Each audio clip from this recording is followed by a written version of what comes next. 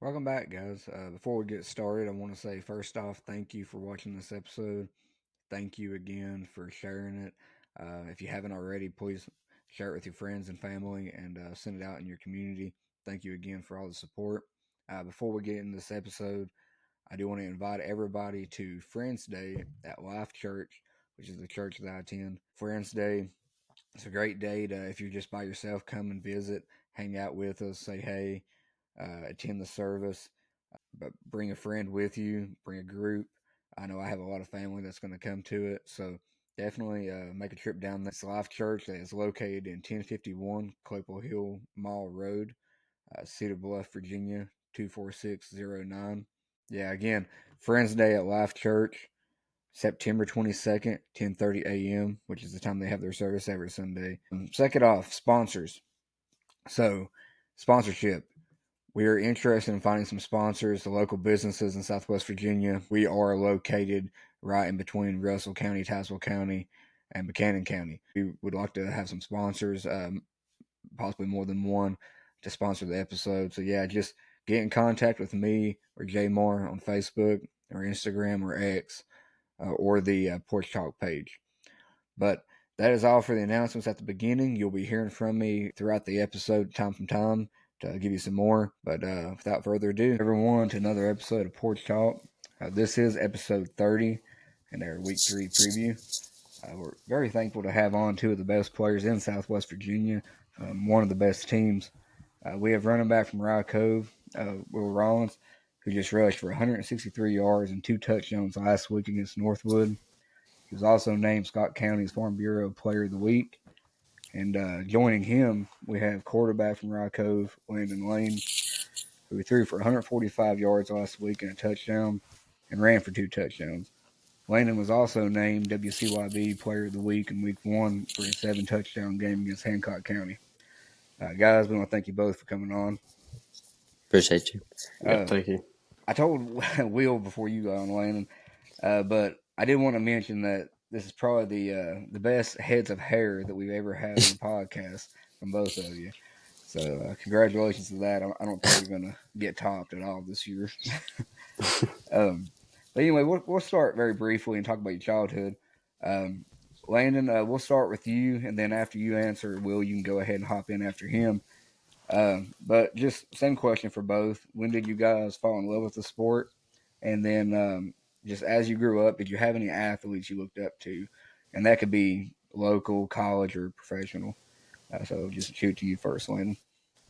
Yeah, I fell in love with football I'd say in the 3rd grade when I really fell in love with it. I started when I was 4, so I played football a long time, but probably around that age when I started really enjoying it, because I was 4 years old playing. These kids were pretty big, a lot older than me because I was younger. When football is just like, for me, it's been my love for a long time, and I'll never fall out of love with it. So I looked up to my brother a lot. So, and also my dad, he coached me for a long time, and I looked up to him. He's the person that made me who I am today. Yeah, I kind of fell in love with it. My dad would take me out in the backyard when I was probably 3, 4. He'd throw football with me and kind of teach me everything about it. And I just really loved it from then, and I've never really fallen out of love with it. That's probably who I look up to as well. Go ahead, Mar. I'm coming up. Y'all obviously, quarterback, running back. Is this kind of been y'all's positions all throughout? Little League, JV coming in, or did you switch at some point? Actually, I never played offense through Little League and stuff much. I started to play it more till when I got older, but I was more of a defensive guy when I was little, and whenever I was in, 6, 7, and then whenever I got, a little bit older, they kind of threw me in the offense, and then I fell in love with offense. But I didn't really play quarterback. I was more of a running back.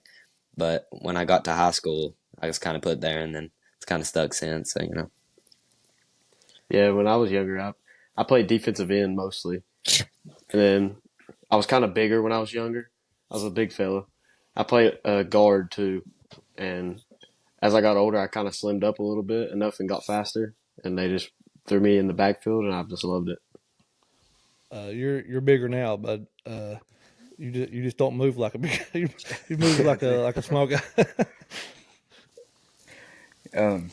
So going into varsity a little bit, Landon, I guess you probably can speak on it a little more. You're a junior, right, Will? Oh yes, sir. Yeah. So I don't know how much how much time you had with this team, but I know Landon, you did play with the team that went winless that year, and then I think they struggled to have enough players. So just how did that affect you and motivate you going forward? And Will, I mean, even still, I'm sure you saw what was going on. So just same thing for you. Just how much did it affect you knowing that was going on and motivate you as well? Well, we talk about culture a lot, and the culture for Rye Cove football was not great for a long time. And, I watched my brother grow up playing on varsity, and he didn't win that many games. And when I got there and I started, feeling that, I was like, I cannot do this any longer. We have to do something. And started grinding and getting in the weight room, hitting it heavy, getting faster, stronger. And that has made a big difference in these teams that's came up, because we're not getting bullied off the ball. I mean, we're going to come at you with what we've gained from the weight room and stuff like that. So I mean, it's so Yeah, I saw what was going on when I was in 8th grade coming up, and it just when the new coaches arrived, everyone just the mentality just changed completely, just turned it completely around, and now everyone wants to win and get better every day, and we work hard every day. You all obviously are a very good football team, which is, would be special enough anyway if it was just a good team. But the fact that you all have come through that little down spell and went from 0-10, like Cameron said, not having a team that one year or almost not having one, to where you are now, it makes it so much more of a cool story and a special story. I'm sure you all have heard it.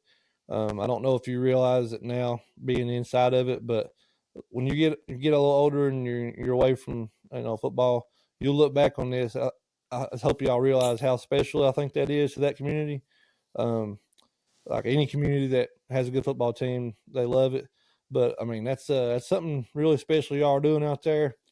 Um, I just think it's a great story. It's that quick of a turnaround, and I mean, it's just it's really cool to see how far y'all have come from that, and it's not like you just got better gradually. Like you all literally flipped the switch. I just think it's really cool. And to kind of bounce off of that, and you've already mentioned a little bit, Landon, talking about the culture, but you guys have a great coach in Gary Collier, and I just want you to speak on how this played under coach and the culture again that he created there. no, yeah, it's great. I mean, he basically took me under my wing, like his wing. So I mean, I I had never really thrown the ball or took a snap under center or anything like that. So it was a big change, but he made it very easy to transition over into that and stuff like that. So, but being around just the way he does things, the little things he says, like taking care of the bathrooms after practice or vacuuming the carpet or just little stuff like that just changes. Like everybody's so disciplined. So, and that helps with a lot of stuff on the field. It takes care of itself on the field. So, I mean, it's been great. I mean, he's a great role model and stuff like that. So, but the rest of our coaching staff is great as well. Coach Sayers, Coach Norris, Will's dad, everybody. So Yeah, to bounce off what he said, that's about what I was gonna say. They take it from the basics. If you're not doing the basics right, you're not going to do the big stuff right. You got to take care of everything else before you can really elevate. That's awesome. I haven't really heard. I mean, I'm sure maybe some other coaches do that, but you're the first one I've heard say that. So that's awesome. The attention to detail. Maury, you got one of your No, I've heard little things like that, and about keeping the locker room straight. If you can't do that, you can't be expected to not jump offside. little thing. You know what I mean? Like you can't do little things. You can't do that's like a big staple, I think, in a lot of good cultures. People try to do that and they try to implement that, but it doesn't always stick. It seems like, and the good teams, I think, are the ones that when they do it, they make sure they do it, and the players buy in. And you all have obviously bought in just from your answers and just the quick turnaround. I'm going to jump ahead a little bit. Cameron can come back, but I was going to go ahead. I just had some questions wrote down, but I just was wondering if y'all have any rituals or superstitions before games that, I mean, not like, you ain't gonna give too much away if it's something weird. But I noticed both y'all have Pedialyte. Y'all see, maybe that was the problem because I never drunk anything. Y'all were shooting kill. Y'all were serious. Like I probably should have been a little more serious about stuff like that when I played. Maybe that was what was some of the problem. But so Pedialyte's obviously a superstition or a ritual. Anything else? I mean, we talk about walking in and like flipping that switch when it's time. I think that we don't really have any rituals or stuff we do before games or anything like that, but we just know whenever. So we'll turn the lights off and everybody will just chill in their lockers or lay down or do whatever before the game. And when that light comes on, that's when you start to walk in and you flip that switch and get ready for the game. And but back to the Pedialyte thing, me and Will both we drink a lot of Pedialyte because we play both sides of the ball, and when it's hot, you sweat a lot and lose all those liquids and stuff like that. But take pink salt before the games, just stuff to keep us hydrated and stuff so we don't cramp. Magnesium Too. Yeah, you can tell it's working. I think a future NIL college deal for Pedialyte might be in. That's what we're trying for. Please sponsor me, Pedialyte. You all could not just team superstitions, rituals, but even if y'all had like little individual things, like I don't know, right cleat before left cleat. I had things like that when I played, but even if you had something small like that. I mean, I put my pants on backward, or like I flip them inside out before I put them on, so that they don't like be all the way down my knees. That's about it. Yeah. Sounds like I think most of us do that. Yeah, it's kind of started. I don't really have any. I just kind of put everything on and get ready. Just ready to go. Yeah, it's probably a good thing. Superstitions probably aren't good because even if something happens that day and you don't get to do it, it messes with you. So it's probably good to not catch you on any superstitions. I think my favorite part probably is we do the Lord's Prayer right before we go out. That's probably one of my favorite things we do. I like that. I'm going to go to the football side of it again here real quick. And this is somewhat taking it back a little bit, but also kind of relevant to this week. After losing Honaker last year in the Region 1D title game, how did each of you prepare this offseason? No, we just stored that in the back of our heads, and we knew we had back on the schedule and stuff like that, and it was tough. It was very tough, but that just made us want to work harder, and we hit the ground running from January on. So we've been working hard coming up to this date. So I mean, we just take it game by game and do what we can do. Just be us. Yeah, we've kind of just looked back on that, not really focused too much on it because it's in the past. We've watched a lot of film on ourselves from last year, just seeing everything that we could do better, just little bitty things that will change the whole entire game when we do them right. It's attention to detail. They say that a lot. So we've been accused by our friends mainly of being a Talking Tiger podcast last year.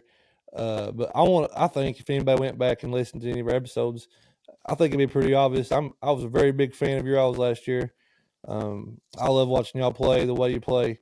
Looking forward to watching y'all this week. I'm gonna try to be there in person. But I love everything about y'all's team, the story, the way, like I said, the way you play. But going into Honaker this week, obviously they lost a lot. But I mean, is it hard to separate it from being just another game in the regular season and going 1-0 that week? Or, like it's got to be in the back of your head, like you said, but, it's people are going to, hype it up. But is that that good to have that hyped up, or is it, you think you kind of downplay it? It'd be better. I'd probably say we, treat it like any other week. And there's going to be like lots of distractions, with it's Friday night rivals and all that different stuff. But I mean, we just got to prepare the same way we would anybody else. I mean, and take it just as a normal game, I would think. But it does mean something. I'm not going to say it doesn't mean anything, but it's a big game. But I would say we prepare the same way and just do what we do. Yeah, it's a big game, a lot of eyes on us, but we just don't really look into that. We just kind of prepare the same way. And going off of that matchup just for a second, but through 2 games, your offense and defense has both been playing great. I think that your offense has shined a lot, but I think that your defense has kind of went under the radar, just how dominant you all have been. So I want to give you both an opportunity to shout out some of your teammates. Will, you go first? Especially my linebacker, Carter Roach Hodge. He's a dog. I just got to shout out all my offensive linemen. I mean, they work so hard every day in practice, and I know it's tough down there in the trenches, and they don't get the spotlight like everybody else does. That's backfield and stuff like that, and get the ball, but they really do work hard. Shout out to Trevor Darnell, Big E, Caden Bishop, who else? Clayton Austin. He's been my 4-year center so far. So we've been through this ride together. Cooper Bowen, just, all those guys. I appreciate the whole team because, like Will Scherf said, it's a family. I mean, when you walk off the field, like we have bad practices. Everybody does, but everybody doesn't get down. Everybody's loving on each other after practice and all that stuff. And that's what you have to build, or, it could be very dysfunctional and stuff like that. But it's a big family, and that's what I love most about the team. So I could shout out every single person on that team right now. So go ahead, Kim. Yeah. So something else I wanted to ask, and I think Jamar probably has it down in his notes as well. But something I think that you all do that's amazing is your 12th man tradition. And so I just wanted to ask you all about that to kind of get some more information. And if you haven't, anybody that's listening, go check out their Facebook page, Rye Cove's Facebook page, and watch some of those videos. But go ahead. Yeah, they we started it whenever they first got here, and Coach had mentioned it, and but basically what we do is we have these 12th man jerseys, number 12. It's like our practice jersey or whatever, and you just whoever can be helping in the community, struggling, just anything that they have to do with the community and stuff like that. We'll give one out every week, and last week we gave it to Madeline.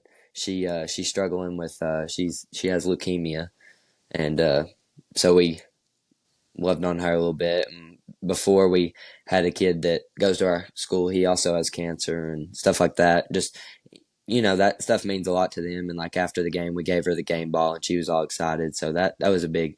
It's just a positive thing, I think. So I love doing it, and that's also one of my favorite traditions we have. And I guess more. Do you want to ask them about the pregame jams before I? Oh well, before I had one. Or if you got another one, go ahead. Well, I had one more kind of playing in the Cumberland now for a few years. You've both been up there, being on the road. You know the environments. What's y'all's? You can each answer it. What's the toughest road game for you all as far as not just necessarily the best team, but when it all comes together, the environment, the trip itself in general, just everything kind of put together. What's the toughest road game for you all in the Cumberland?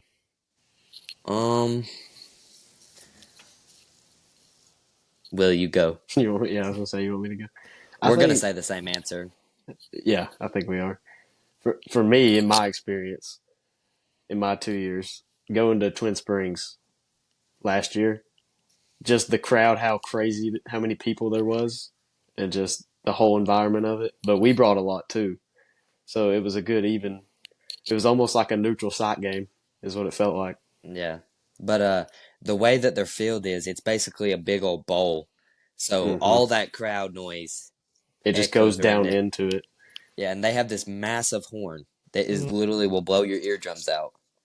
And that thing echoes so far. It's actually kind of crazy, but that's probably mine too because it's just that rivalry and packing that stadium was just last year was just crazy to me. Just seeing all those people sitting on the hillsides and it's just crazy to me, And especially playing for a district championship. people were getting there at like right after school was over to get a seat. Like it was crazy. yeah, it was a long walk. I was at that game last year. It was cold. It was a long walk, and that horn. You're right. It's very loud. Uh, but we thought we had Coach Warner on, and I actually played there in high school one year. It is a very unique layout for their field there, and the noise stays down in there. Hmm. So I kind of figured y'all might say that. I've never been to a game at Eastside. I know they got a good team this year. I wasn't sure which way y'all go, but I kind of figured that's what y'all's answer would be. But I want to get y'all's firsthand experience from it. I think everywhere has a very unique, different thing about them. So like Castlewood, you walk all the way through a parking lot, like very far down to the field. Burton, it's kind of close to the field, but you're in their school and you have to And walk through you the have to gym. walk You have through to the gym. walk down the stairs. Thomas Walker, you have to walk up like 40 flights of stairs. Um, everywhere has a different thing that just makes it difficult to play there, if you know what I mean. So, um, but yeah. Um, you mentioned Coach Warner being on the podcast. I regret us not asking him about the horn because he said they didn't really have much. They did, but I regret not asking him about that. Um, but I only have two more questions for you guys, and one of them I think we've already touched on a little bit. But it's the game this Friday. It's gonna be broadcasted by Friday Night Rivals. A pretty big game. I mean, probably game of the week in this area. So just I know you already kind of touched on it, but I know you don't want to give too much away, but just what do you expect as far as when you go into that game? It's gonna be different, it's gonna be packed. There's gonna be cameras on us. There's gonna be different layout, like TV timeouts and stuff like that normally wouldn't happen. But we just prepare the same way, and we just do what we do, and you know, just take care of the football and do those things, and see what happens. Um, I have some non-football related questions. I'll go. I'll go one more, and then I'll go back to Cam if he wants me to. But the first one, if you were going to, if you had a UFC fight, each of you, what would be your walkout song? Mm. That's a tough one. What's that one song by Korn that has that like the drums playing? You know what I'm talking about? Is it called Blind? You're asking the wrong person if you're asking me out. I I don't remember. know. I remember Corn I when I was don't. growing up. Coming Undone and Twisted Transistor was like the songs I heard when I was coming up. I didn't. I haven't heard anything. I don't really know. There's a Yeah. lot of music because like for us like when we work out and stuff like I play the music and stuff, but like I can go from you know Frank Sinatra to rap music in a split second. So I mean we listen to about everything. So I really couldn't tell you Well, honestly. that's a good segue. My next question was going to be, what do you all have, on your music playing for you all individually on the bus to a game or right in the locker room? What are you both listening to? I usually like to listen to some rock before the game, like some Alice in Chains, some stuff like that. I'm not gonna lie to you. On a bus ride, I don't listen to music. I just sit there and just look out the window. That's all I do. Just think about what I got to do. But but if I was to listen to music, it would probably just like probably country, just like some just not as upbeat country, but just like some George Strait or something like that. But um, I I could listen to anything. It really does So, not matter, so and I'll be happy. you Our really music is crazy. We go from everything all the time. you I really like it. surprised me with. I didn't expect to hear Frank Sinatra. from anyone ever on this podcast. That one kind of threw me, but that's actually a really cool answer. Well, my dad, I've grown up just listening to all types of different music because we're a musically inclined family. I mean, so I know about every type of music, but Frank Sinatra, he's a good one. Sure. Mar, do you have any more? I have just one more question that I end with usually. So if you got Okay. any I'll more. go ahead and get these other funny ones out of the way and let you get back to being serious. All right, this is for each of you. Just one more, just like just a quick answer. Hot dog or hamburger? Hamburger. Vanilla or chocolate? Vanilla. McDonald's McFlurry or DQ Blizzard? DQ Blizzard. Y'all passed flying colors. Good job. You tell their teammates too. Yeah, I know. We spent some time together, I think. Yeah, we play golf a lot together. Hey. Oh, you've done it now. We can, Big golfer here. After y'all season, get through the season, then we'll have you back on. We'll talk about some golf. Sounds good. There you go. Okay, so yeah, one last question. We always end with the same question. Just each of you, what's your biggest motivation when you're out in the field? William, you go first. I got you. Mine is just, you never know who could be watching, whether it's your family, other kids that are looking up to you to play football, like they want to get into it and they're looking at the field and they see you go hit somebody. They're going to want to be like that. Like they want to look up to somebody. And it's nice to want to be someone that people want to look up to. Yeah, I agree with him. I mean, when we do our little walk across. We walk across the stadium in front of all the fans. But the smiles on those kids' faces when you walk and just give them a simple high five, they get ecstatic, and that will bring them to the sport. And building the little league is a very important step in having a high school team that's very successful and stuff like that. So when you go give those kids and they're watching you the whole time and shouting your name and stuff like that, and when you can make them proud, and that's my biggest thing, those kids being happy just is awesome to me. So I'll throw it back to Cameron after this, but I just want to obviously thank both of y'all for coming on. We appreciate your time. I should be there Friday, so I'm looking forward to it. But wish y'all the best of luck this season. Stay healthy, and we appreciate it. I appreciate y'all for covering this area. It's awesome to see because, I mean, before y'all and a few other podcasts, there was really no coverage on Southwest Virginia like this. And for y'all to do this, it's awesome because, I mean, I watched y'all all last year and stuff like that. So it's an honor to be on here with y'all. We appreciate all the kind words, and that kind of motivates us to keep doing it. And I know if you listened last year, then you know that Jamar is probably your biggest fan, Landon, because I think he mentioned you every week last year. So he gave me the who did he say I was like? Tyrod Taylor. You remind me of Tyrod a little bit, yeah. Yeah, so yeah, we're gonna clip that. By the way, clip that, Kim. Save that for we'll post that. I'm clip farming. Yeah, but yeah, I mean, thank you guys, and I think to add on to that, I appreciate just hearing the insight into y'all's program because I think that yes, you are putting up points and you're having great games, but I think the young men that you are becoming and the program that the coach has got going there. I just think that I think he's doing it. Well, I think you guys are doing it the right way. So again, thank you, and we wish you the best of luck Friday. I'm gonna try to be there too. And let's pray the rain holds off a little bit. Yeah, sir. Thank you so much. Pedialyte sponsor us.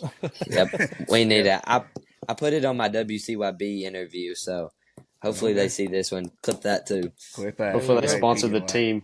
Hopefully we need it for the team and send it to us. I started drinking these, and then we just everybody just started doing it, and we've had less people cramp. So, hey, listen, if y'all sign somebody $1 million deal, just remember us. I will remember. We will remember you. All right, guys. I'll side you a check. Thanks, fellas. Yeah. Thank you, guys. Thank you. Yep. Thanks for having us. Yeah, back here again, guys. Hate to interrupt this great episode we have going on. But I did want to mention, if you haven't watched our episodes before, haven't heard of us, you may have missed out on a lot of great guests that we've had on. So just to throw out a few names before we continue on, a great episode on Coach Ray Jones. We had a few guests come on, tell stories about him. Probably one of the best defensive minds that's ever came through Southwest Virginia. So check that one out. It is an audio only. But then we also have part one, part two with Jeff Lester, former Garden Green Dragon, Coach Brian Moore, Richlands varsity basketball head coach, and then just among some of the other ones, and I'll run through them. 2024 high school football preview. We had Coach Hunter Norris from Lebanon, Eastside head coach Mike Rhodes, Twin Valley head coach Tommy Krieger, Hurley head coach Zach Deal. Then we also had on part one, we had Grundy head coach Keegan Bartley, Castlewood head coach John Chisholm, Twin Springs head coach Keith Warner. Among some of the other names from the first year that we've done this, Coach Greg Tester, Coach Shane Wicks. We even had former players such as Mark Dockery on, and Brady Hess, probably one of the best storytellers you've ever heard. So check out all these episodes, and I know I've even missed some. Had a lot of great episodes with the players and stuff coming on through basketball season and last football season. Go back, check them out. Going forward, we have a lot of guests we've already got lined up, special guest episodes, as well as more player interviews. And then we also have some music episodes we're going to do. We mentioned at the very beginning that we were big into country music, and I mean any music really out of this area, just to promote some local artists. We used to cover weekly country music. We haven't done that as much now with our plate being kind of full, but we do have some local artists that we have scheduled to come on, and we have a few episodes coming up that's going to be special. So yeah, check those out and stay tuned for what's going forward. Thank you again. We're back right now with OC from Richlands High School, Bubba Edwards. First, coach, I just kind of want you to share about your background and how you found yourself as a coach over at Richlands. Well, I started out at, I played at UVA Wise. Then I went back to Hayside for my first coaching job. I was there for 3 seasons and shot to Northern Virginia. And I went to Northern Virginia for a coordinating job. I actually was a defensive coordinator to start. So I'm probably the only coach you'll get on here who's coached every position on the field for a season as, coached it all. Coached corners, linebackers, DBs, done it all. So, but I went there I went to South Lakes High School, which is where Grant Hill's from, as a defensive coordinator. Did it for 2 seasons, then became an offense coordinator. And I wanted to go to a bigger job, so I then left there, went to CD Helton, which I became the OC there. And I was lucky there. We had a lot of good athletes. Played quarterback for me, Trayvon McMillan that played at Virginia Tech. I had E.J. Levenberry played linebacker for us. Matt Burrell went to Ohio State. Chaz Rod at Penn State. I think who else? Man, we had all kinds. Eric Kuma, Eric Martin. We put some kids out there. It was a neat experience. And it wasn't that I did anything special. It was just we had dudes, you know. So I did that for a while, and I couldn't get a head job. I don't know why. I just couldn't fit in up there. I couldn't get it. So I took a couple years off on the cigar business, and then long story short, I moved back home and ended up at Ridgeview. I went from coaching the 6A semi-finals at Helton. My next game coaching was the JV coach at Ridgeview High School. It was awesome. Like, it was awesome. Like, I was just glad to get on the bus, and they gave me a seat, and I said, man, where do you need me? So, and then when Rick left Ridgeview, I moved into the OC job there during the COVID year. And we had a good run there. I mean, everything fit well. And then they wanted to go in a different direction, so I ended up at Castlewood. And that was a great experience because that was my first head job. Man, it was such a great experience. I was glad that I was older and could handle that because, man, that's the toughest job I've ever been involved in with Castlewood. The kids are great. The kids play hard. It's just we don't have enough of them. We didn't have enough of them. And but it was a great experience. I was glad they gave me an opportunity. And then I realized real quick I don't want to do the head coaching job no more. And so I'm back got a good gig at Richlands. I got to give out a shout out to Patrick Wade from Twin Valley, because he's the guy who hooked me up with Coach Davis. And the only reason I first met with Coach Davis is we had played against them at Graham. His brother's the D coordinator at Graham. So when I was at Ridgeview, I wanted to find out what they did to us. So I went to meet with him just for that, and we ended up hitting it off. And but now the last 2 games we ain't scored. So I don't know how much longer than Richlands folks can put up with me, but we'll see. I just want to go ahead and get this out of the way. I can't remember who the last one was that was on that I awarded it to, but pretty sure you took over best beard that's been on the podcast. Well, thank you. I appreciate that. I got the gray going in it. Oh yeah, that's top scoring right there. I got all my. My mom, if she sees this though, she's gonna say I need a haircut. I probably do. I can't remember who had it last. Cam, who Coach was Rhodes from East Side? Who you gave it to last? Yeah, Coach Rhodes. Yeah, he had a good one. I got just beat. Yeah. I think yours he might have was beat us in the game, but I know I got his beard beat. Yeah, but what's coming from the big programs, coming back to small areas and stuff.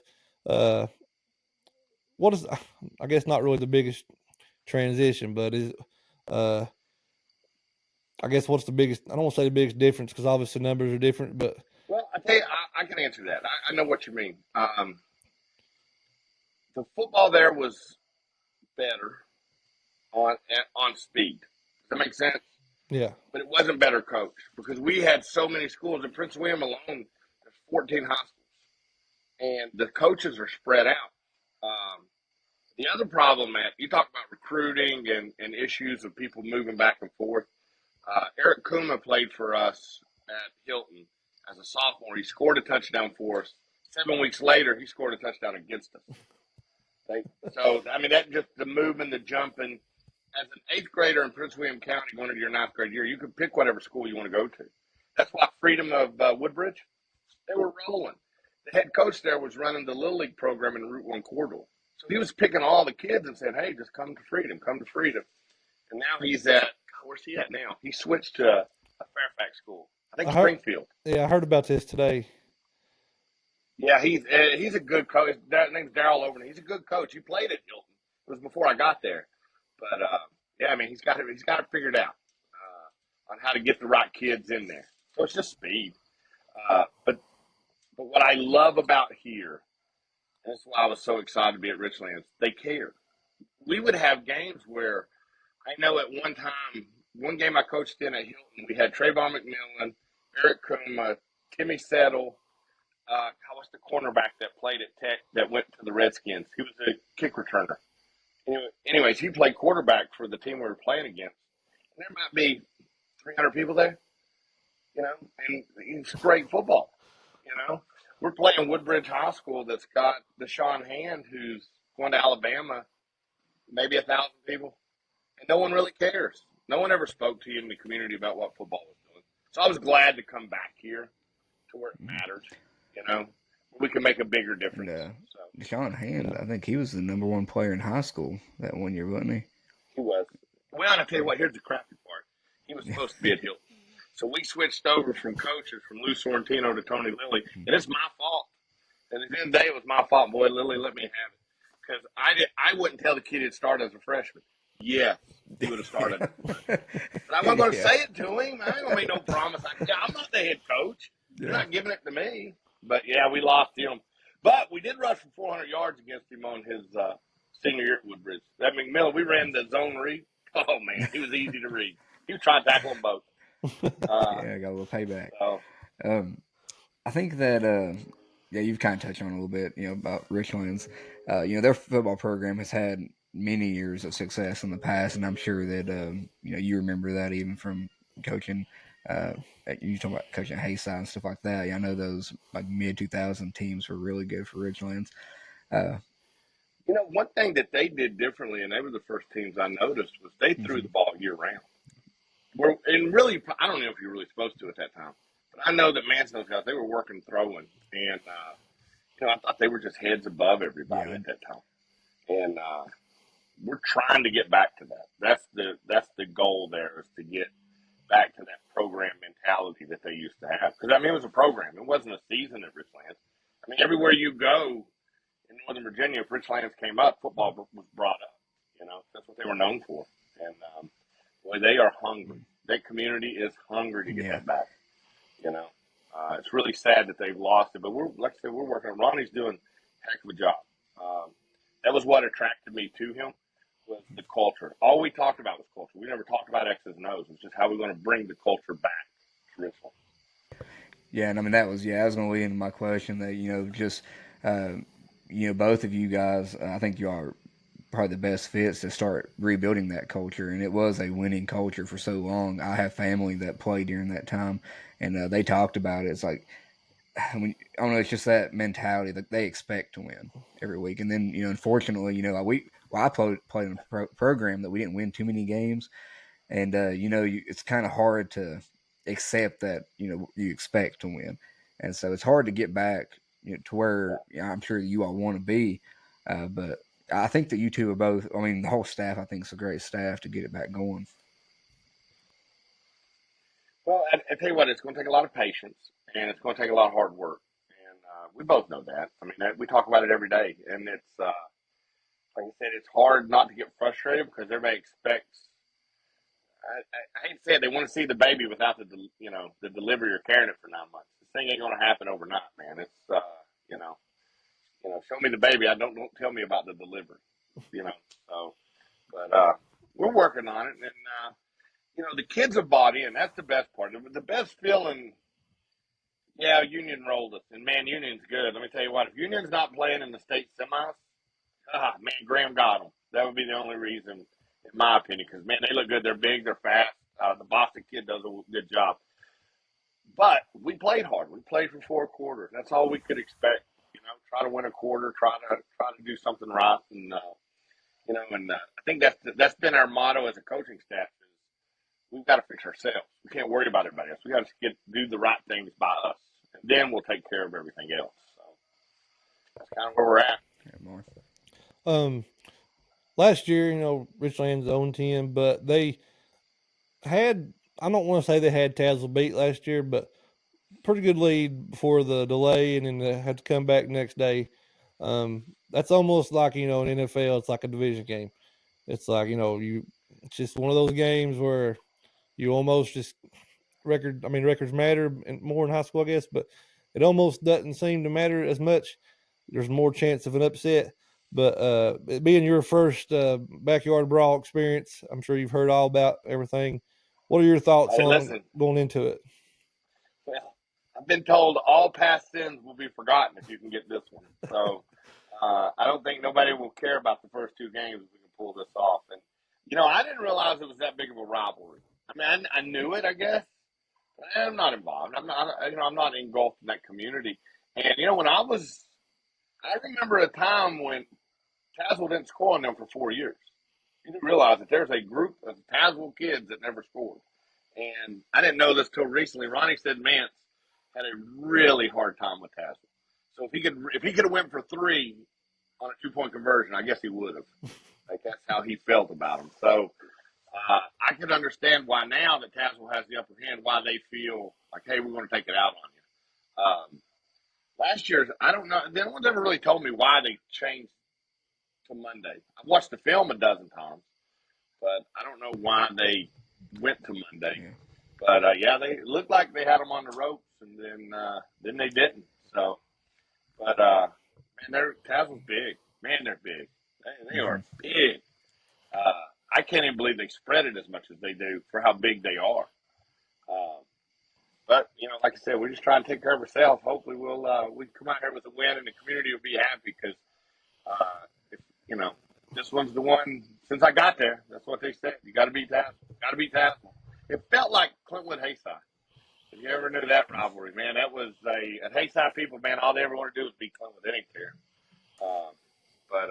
Yeah, that's how it feels. So we'll see.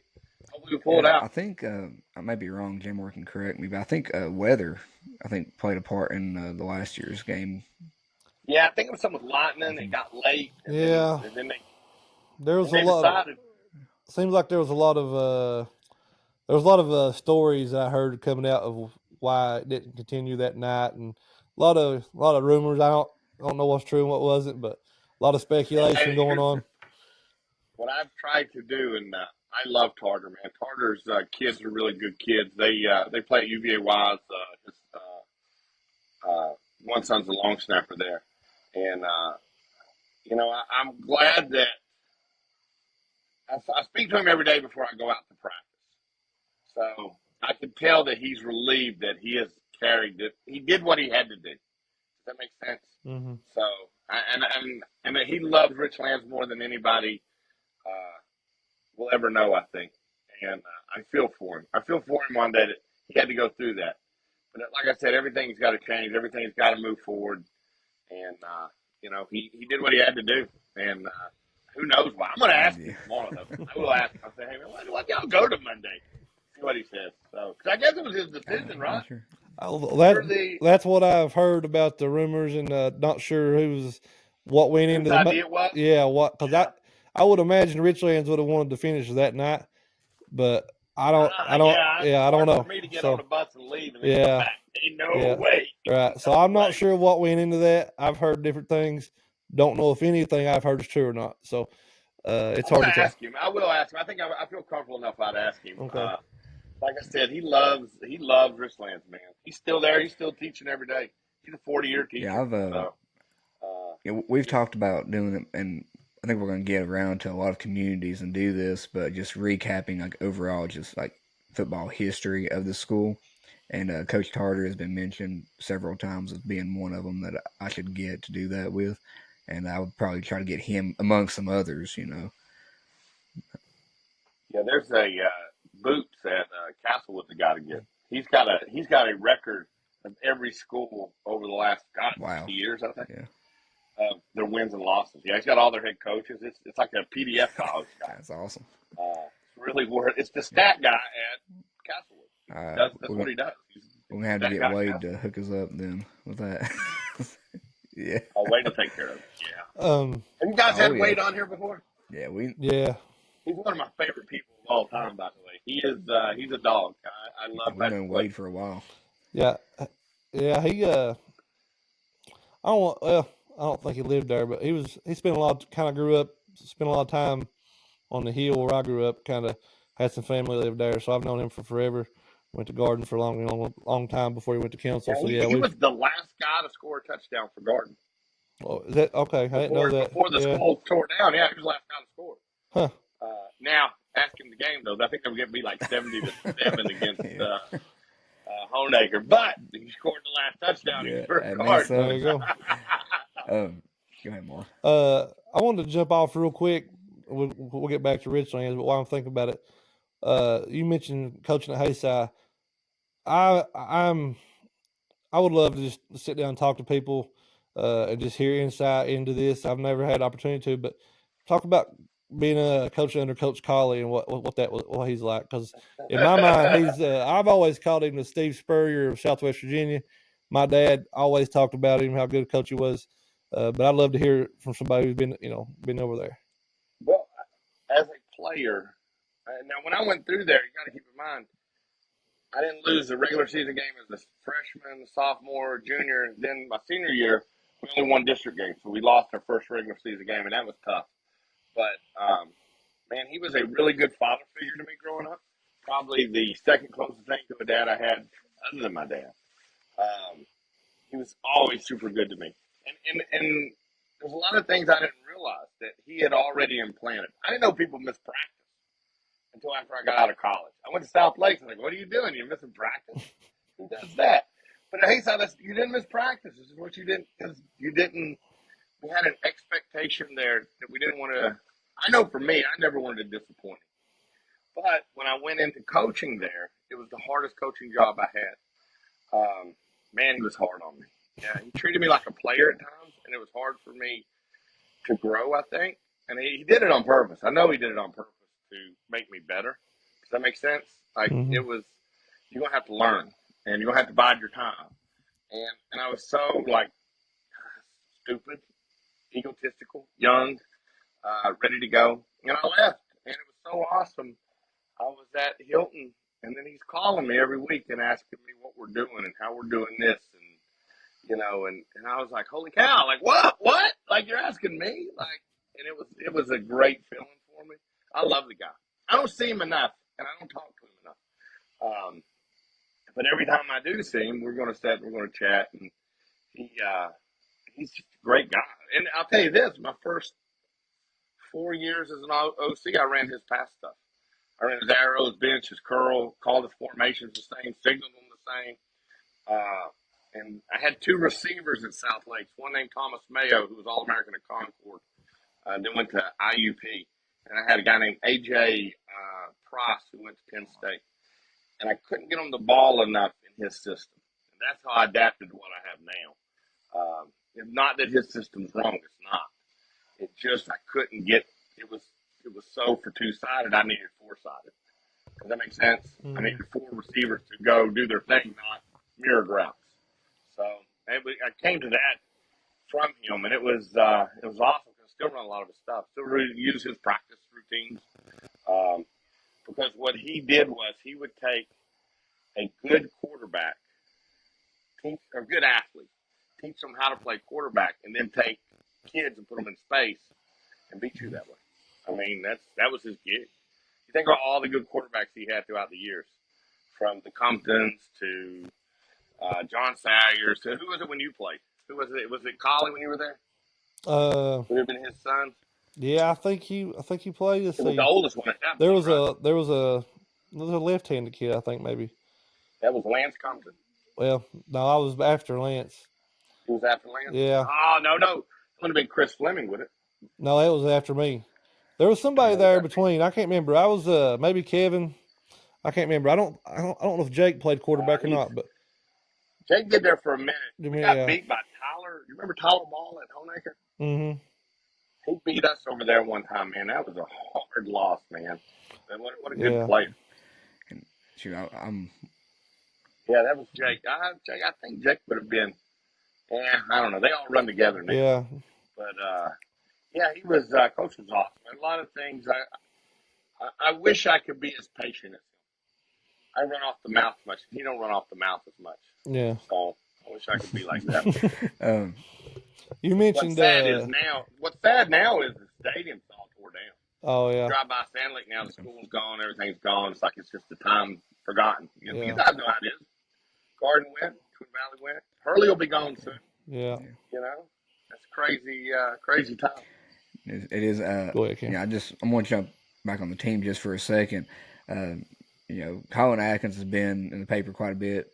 Start the season, and I just want to give you a chance to speak on him, and then not only him, but just maybe some players that hasn't got the spotlight yet. That probably by the end of the year they will. And Collins, if you're going to label him, he's a football player. I don't think he has a position. I know today at practice, he practiced today, and I don't know if he'll play on Friday. He's got a bum knee. But today he lined up at running back, quarterback, H-back, wide receiver, all in offense. And that was on a bum knee. That wasn't on a good day. So he does a little bit of everything for us. Last week I felt like I gave him too much. I was running too much to him, and he didn't get good at anything. Does that make sense? And this week I said, hey, I'm gonna cut your load down. So I only gave him 4 positions this week. So we'll see how he does. We got a young lefty, Jamie Capshaw, quarterback. He's doing a good job. He's like a salmon swimming upstream, though. He tries to fight everything. He's trying to make the big play, and he's got to relax and let it develop. Like, let the stream pull him down a little bit. He'll be all right. Defensively, I tell you what, man, we've got some good young corners. We've got a kid named Trayton Kaiser, who's an ASI kid. His dad and mom were both from ASI. He's playing safety, doing a great job. And then we got a kid, Brian. What's Brian's last name? I want to say Johnson, but I could be off on that. But Brian Johnson, he's corner. He's playing well. Both sophomores. So they're doing a great job. Line-wise, we can get better. I think that's one of the problems that we have right now. Our kids are just young. We could always get better there. Playing a lot of sophomores, a lot of heck, even some freshmen. We got 2 freshmen that rotate in on our D line, So it's a little crazy. Um, Andrew Boyd, who was their quarterback last year, he does a little bit of everything. He was out last week with a lower back. He seems to be healthy this week. Uh, he's playing linebacker, safety, and plays some scout team quarterback for us. So does a little bit of everything. So he'll be, if we need him at quarterback, he could go if Colin couldn't. So we're asking a lot of kids to do a lot of stuff. And what's sad, and it goes back to my Hayside single A days, you got to get kids to do a little bit of everything. If your best players got to play. So we would like to go one way, but that's not going to happen. So Okay. did that answer your Oh, it question? did. Yeah, I great. don't know. That was a very good answer.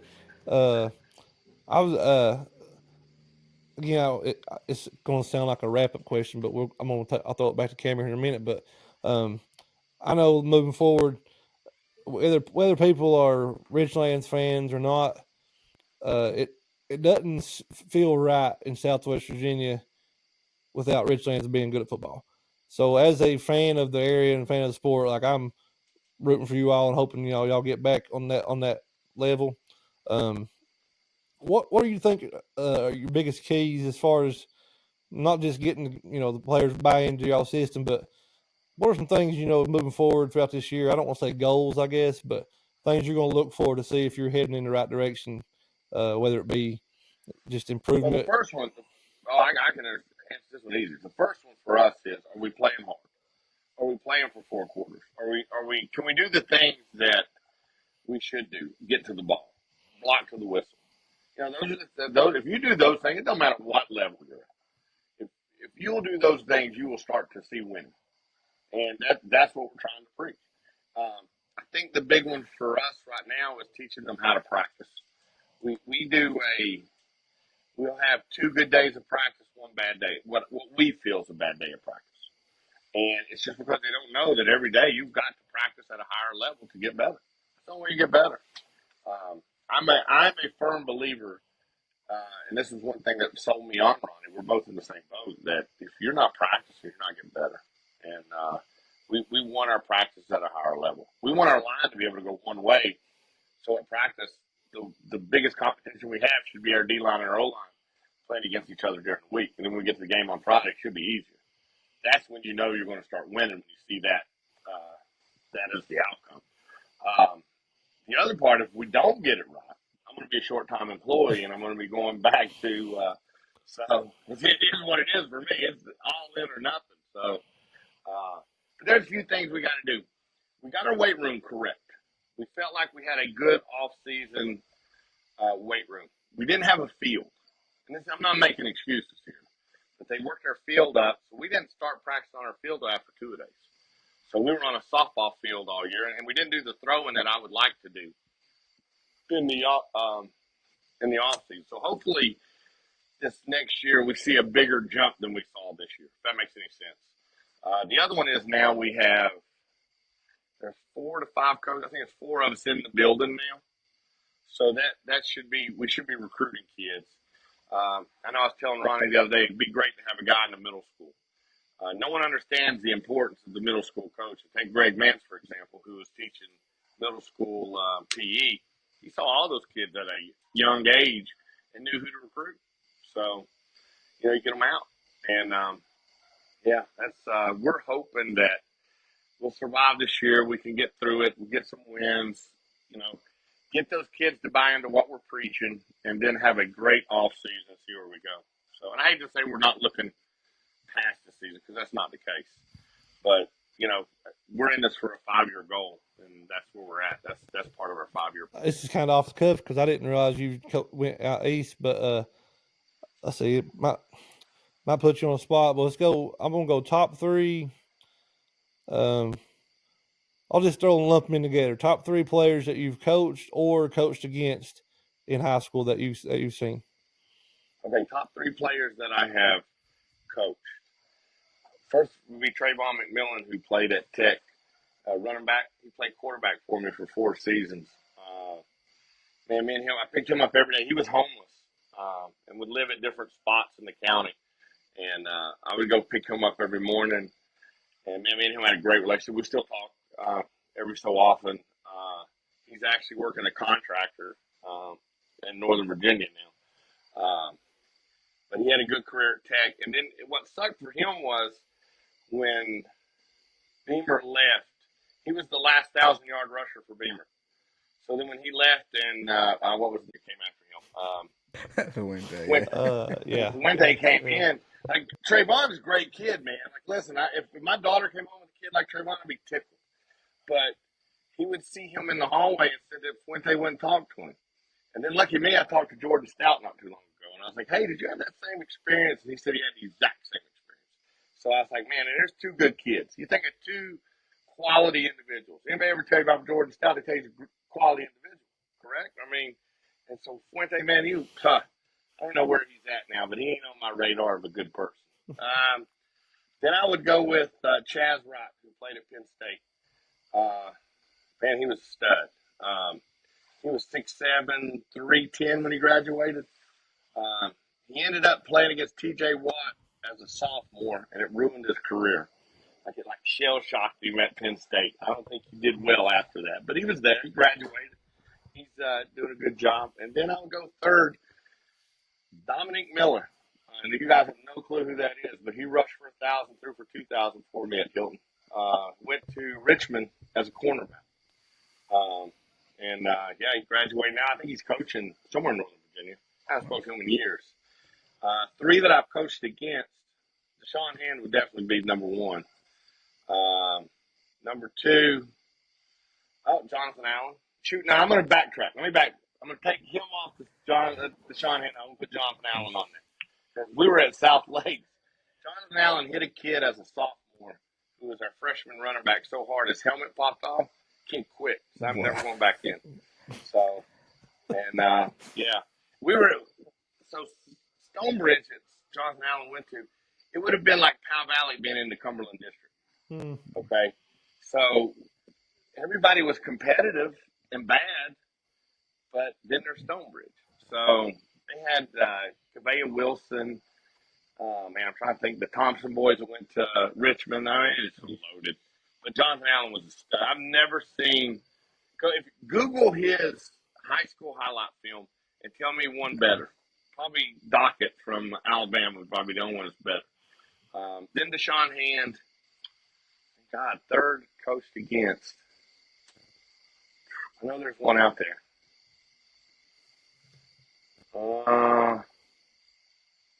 Heck, I don't know. I don't know what they're out there. There were some good ones, man. You're good. I'll let you I'll tell you what. I'll give Tim Settle. His props on that. He was pretty good. Now, we beat them. They went up 35 or 36 on us, and we ended up beating them 40-36. So they were pretty good. But yeah, Northern Virginia, man, it was a hotbed. If you're not recruiting Northern Virginia now, to me, it's the new beach area. You'll see Alabama will pull a kid from there every year now. They had a linebacker. They call it Unity now. It used to be Stonewall. I think they have a linebacker at Alabama now from there. So, these are really quick. I wouldn't want to do it, but I'm just going to throw them out there anyway. Hot dog or hamburger? Oh man, hamburger. Dude, I never eat a hot dog though. Chocolate or vanilla ice cream? Chocolate. And McDonald's McFlurry or DQ Blizzard? DQ Blizzard. It's got to be cookie dough, and you got to turn it upside down. Yeah, got to turn it. I got you. Yeah. Well, J-Mar, I guess that was your last one, right?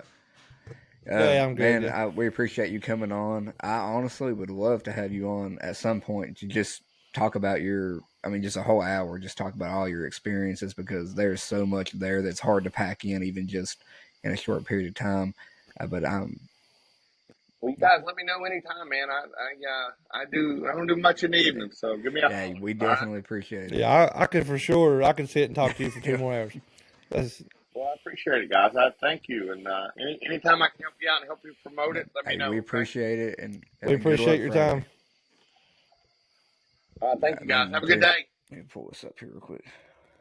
All right, welcome back, guys, and we have a special treat here for you.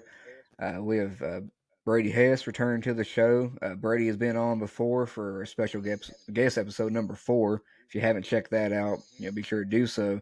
Joining him, we have Zach Helton on, and who I hope in the near future, I'd like to have a whole episode with you as well, Zach. But we're gonna have both these guys on and just kind of taking us to school in the backyard brawl, which is Richlands versus Tazewell. So before we get here or before we get there, I'm gonna let each one of you kind of tell briefly about yourself and your experiences, and just what you're doing now and the time that you did play at Richlands. I guess Zach, we'll go ahead and start with you first. Well, I know about this much about football, but I know a lot about making some good Kool-Aid. So, um, cheers to everyone. It's medicinal. Uh, I played guard and linebacker at Richlands from 2001 to 2004. Uh, some pretty good times. Some really good Tazewell teams we played against. I guess we'll get into it a little bit later, but from '03 was the last year they had beat us until recently, and I was a part of that '03 team, which was a very sad night. But now work at Bluefield State doing all their sports broadcasting, director of broadcasting, and then I do some other high school stuff on the side. I do the Bluefield Beavers, and then I do a lot of video productions out of West Virginia. So I stay pretty busy with that. And then I do the Appalachian League in the summer. So.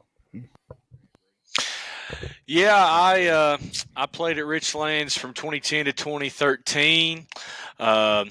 Went undefeated against Tazewell. Like Helton said, I guess we'll get into all that later. But just as we talked about a few months ago, I'm in Richmond now, working at the Attorney General's office. Representing the Commonwealth and criminal appeals stuff, but still from time to time getting the opportunity to do some freelance writing for the Bluefield Daily Telegraph and the Bristol Herald Courier, and then doing some work with the Richmond Flying Squirrels, the AA affiliate of the San Francisco Giants here in town, who the Eastern League's wrapping up this week. So that's what I'm doing, and appreciate you guys having me on again, and looking forward to shooting the bull with you all and Mayor, somebody that I've probably shot the bull with more than most on the earth.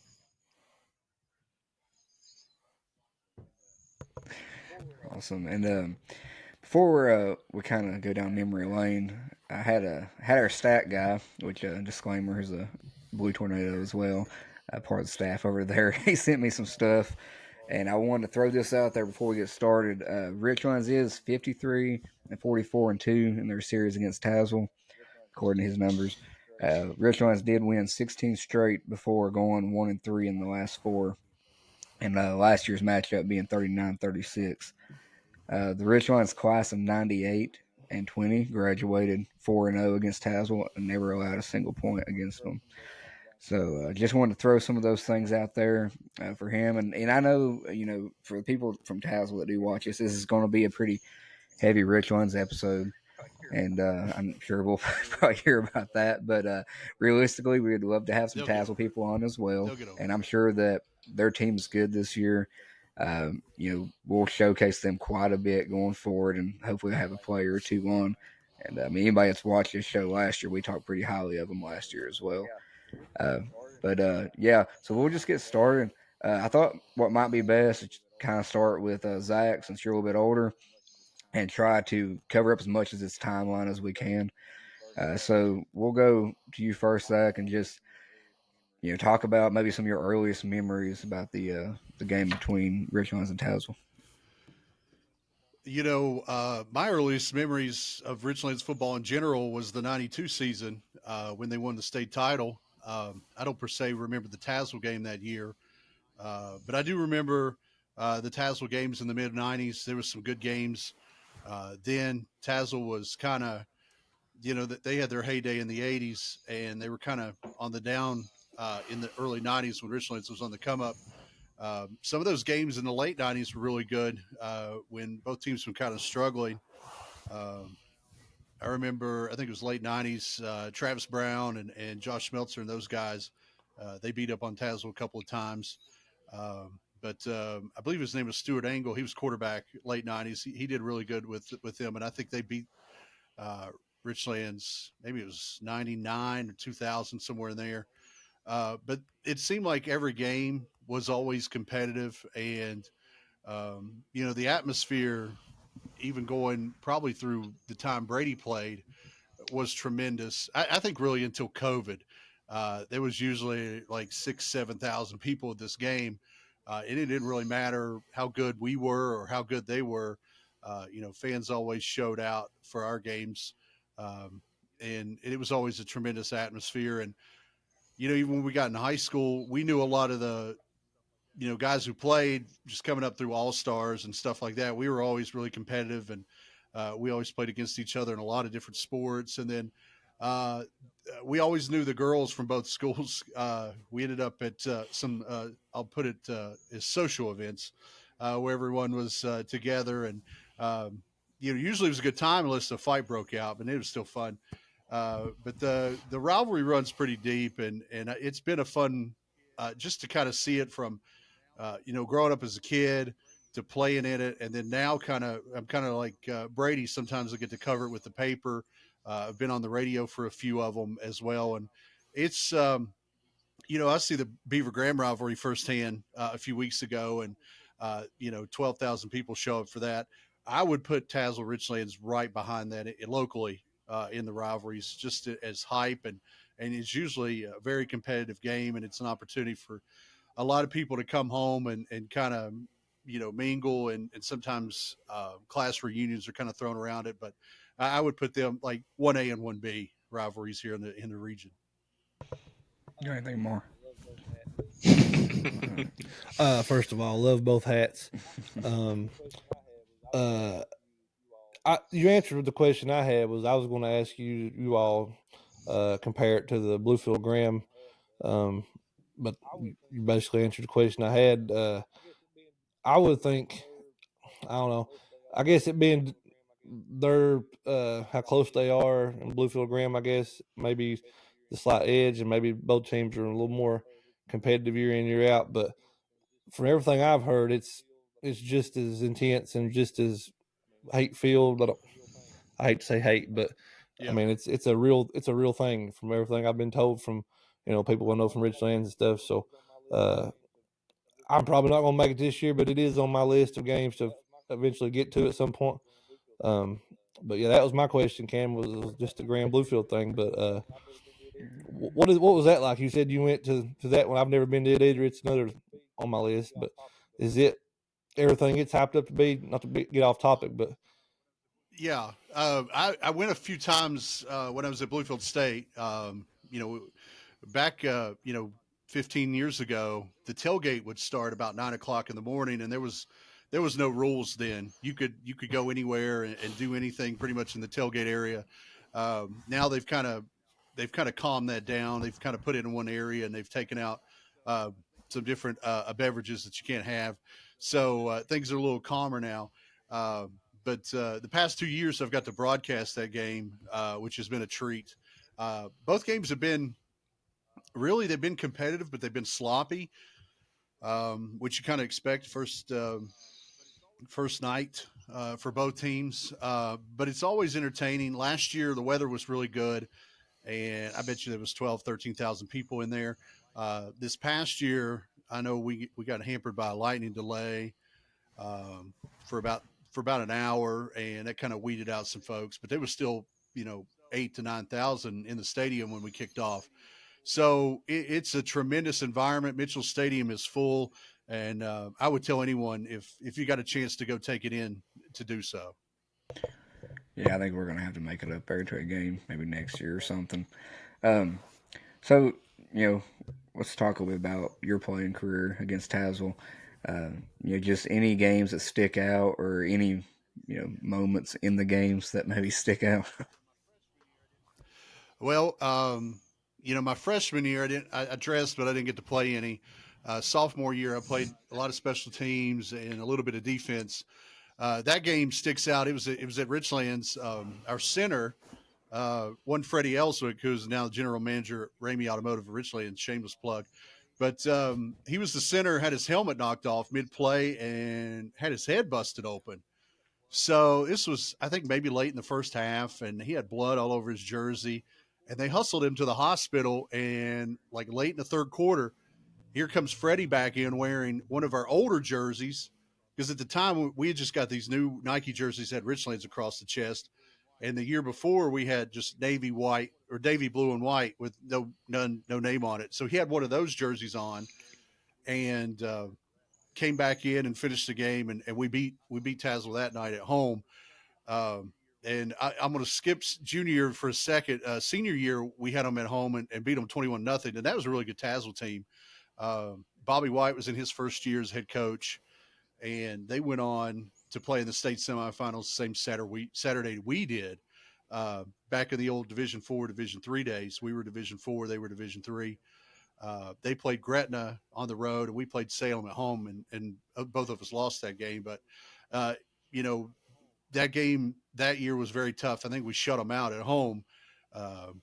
We had a really good defense that year, but it was a fun one. The year before, 03, the last time they had won, before, I guess, COVID, that game was, I've written about it. Brady's kind of talked about it a little bit, but that thing was hyped up. We were a really good team that year. We were a little young.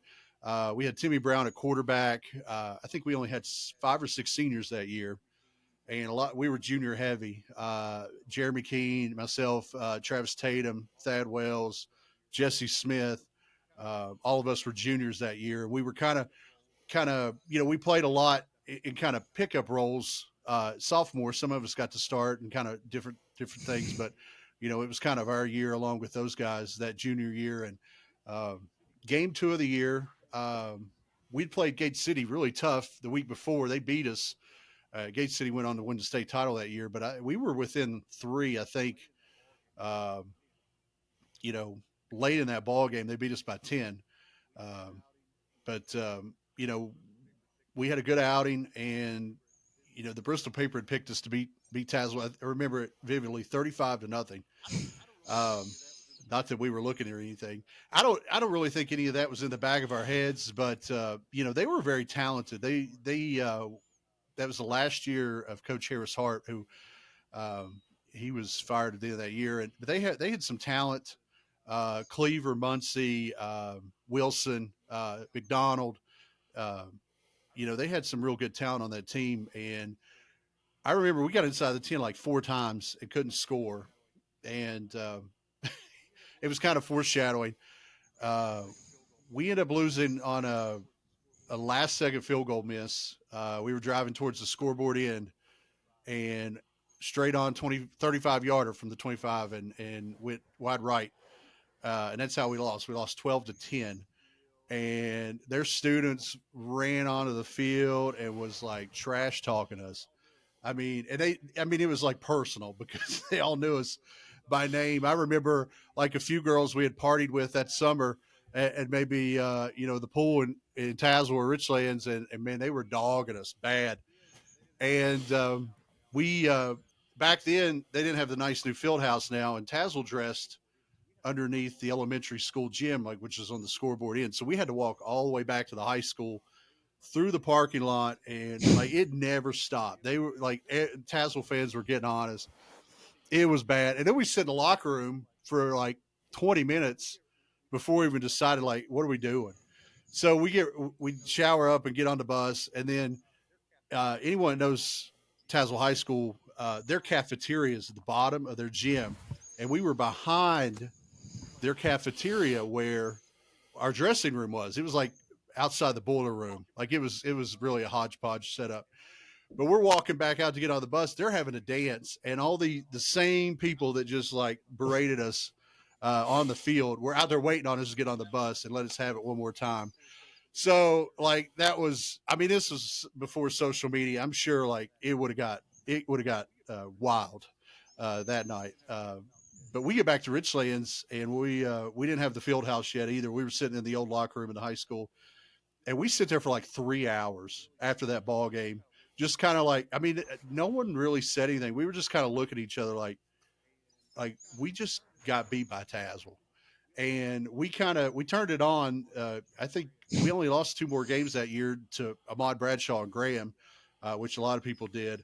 and then we lost a close one at Carroll that year. But we went up going to the playoffs, and Tazewell went 1-9 that year. So that was their only win.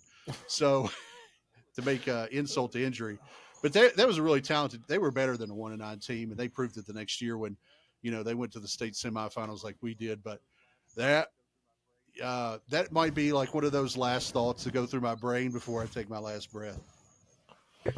Yeah, that's why, especially since it was the only win for that year, just amplifies it that much more. Yeah.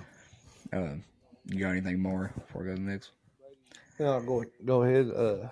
Just Brady, your playing career. What y'all might have talked about before I got on, but We fared pretty well. It wasn't really competitive at all the 4 years that I went through. I'm looking at it right here. We won by scores of 58-13 in 2010, 69-18 in 2011, 65-33 in 2012, and then it was close my senior year, 34-27 there. But some good games, some memorable games. The first one that comes to my mind it's probably my junior year in 2012 when I believe they're called nor'easters, where it's a hurricane that comes up the coast, but there's a cold front coming down from the north, and somewhere in between you get a huge snowstorm. So we got snowed out on Friday night, and we had to play the game on Saturday, and I actually believe I may have ended up at a Twin Valley Hurley game on the night before at the Cliff, but nonetheless, Tazewell had won a couple games heading into the end of the season contest with us. At that point in time, my junior and senior year, it was the final game of the regular season. So going into this Saturday contest, if Tazewell wins, they tie actually for the Southwest District, having only won 2 or 3 games. So there was a little added initiative to beat them, because if they beat us, you would have been co-district champs, and if they had have beat us, we would be an 8-win team sharing the district with a 4-win team, which, with it being Tazewell, would have been all that more distasteful. But what I remember about that game is it was packed, like Zach was saying. It was a Saturday. The away bleachers were packed. The home stands were packed. People had shoveled snow out of the stands the day before to get there and to lay their blankets down, and huge atmosphere. I remember Bulls on Parade is blaring from the speakers at Ernie Hicks. It's a sunny day, just beautiful. And I remember we're in the field house getting ready to go out, and we have Todd McLaughlin, we have A.J. Johnson, and the message in pregame was, Todd, AJ, do not say anything to these guys. They have nothing to lose. We have everything to lose. Do not say anything to them. Well, we get out there. It's the first play of the game. Cody McCann, he's the quarterback for Tazewell. He runs up the middle, and naturally there's some jawing after the play. And nonetheless, it's with AJ and Todd, and you see them going back and forth. And I don't remember if it was Todd or if it was AJ, but somebody literally poked McCann in the face through his face mask. So personal foul, first play of the game. We're off to the rivalry. Welcome to Richlands and Tazewell. And you go on through the game, and AJ actually gets a second personal foul because he goes out of bounds. The Tazewell student section has a cardboard box cutout, poster, whatever it is, of AJ's head on a T-Rex. And he blows them kisses. He gets flagged. He gets tossed out of the game. Didn't realize it. Mance tells him he's been ejected. That didn't bode well for us the next week against Cave Spring in the playoffs. But that atmosphere was off the chain, probably the top 2-3 atmosphere I ever played in. And we went on to win 65-33 that day, but it was such a the scoreboard didn't reflect how close that it felt, how good the environment was. And it was a rivalry in every essence. Zach mentioned that he is curious what it would have been like if social media was around during his playing days. Well, I have a personal story with it. It's goofy. All three of you are going to laugh. I used to run out of the tunnel with my arms raised, like, heck yeah, like we're here to play. And somebody from Tazewell photoshopped this big donut in front of me. In this picture of me running out of the tunnel that day. So, and that floated around for a long time. It really embarrassed me as a 16-year-old at the time. But that's my biggest memory from that one. And then in 2011, we go up there, hang 69 on Tazewell. Biggest, I think, the most points ever scored in the rivalry. My memory from that game is Chandler Click ran a touchdown in garbage time for Richlands. And a guy from Tazewell runs out to the back of the end zone as Chandler has turned to retreat to the sideline and just knocks him down, tackles him after the play's over. So just things like that. I mean, at that point, we finished a 10-0 season. They actually finished an 0-10 season that year. But again, packed crowd, two completely different seasons by both teams. But a lot of memories. My freshman year, actually got my first ever varsity tackle in the Tazewell game, getting in there in the third or fourth quarter. But that was probably the leanest years of Tazewell football. There were 3 varsity head coaches in the 4 years I played. But nonetheless, it was a lot of fun. Always some smack talking going on. Didn't matter how bad Tazewell was, how bad Richlands was. Anything could happen. It's the backyard brawl, and everybody had a lot of fun. But I'm with Zach. I think it's up there in the area for. I mean, just the tension between the two is there. If you win one game every year, it best be against the Kelly Green and White. If you don't win another game, and that last year, I mean that's what it kind of looked like it was going to be there. But you got a lightning delay, and you're ahead on Friday night, and then Monday nights you lose the lead and ultimately lose the game. But you never know what's going to happen. A lot of fun. My first memory of the rivalry is one of Zach's memories from his playing days is that 2002 game when Freddie got the helmet busted off of him and busted his head. I was in kindergarten at Richlands, and that's the first Richlands football game I ever went to, and a very quick way to get it ingrained in my head is something I've never forgotten.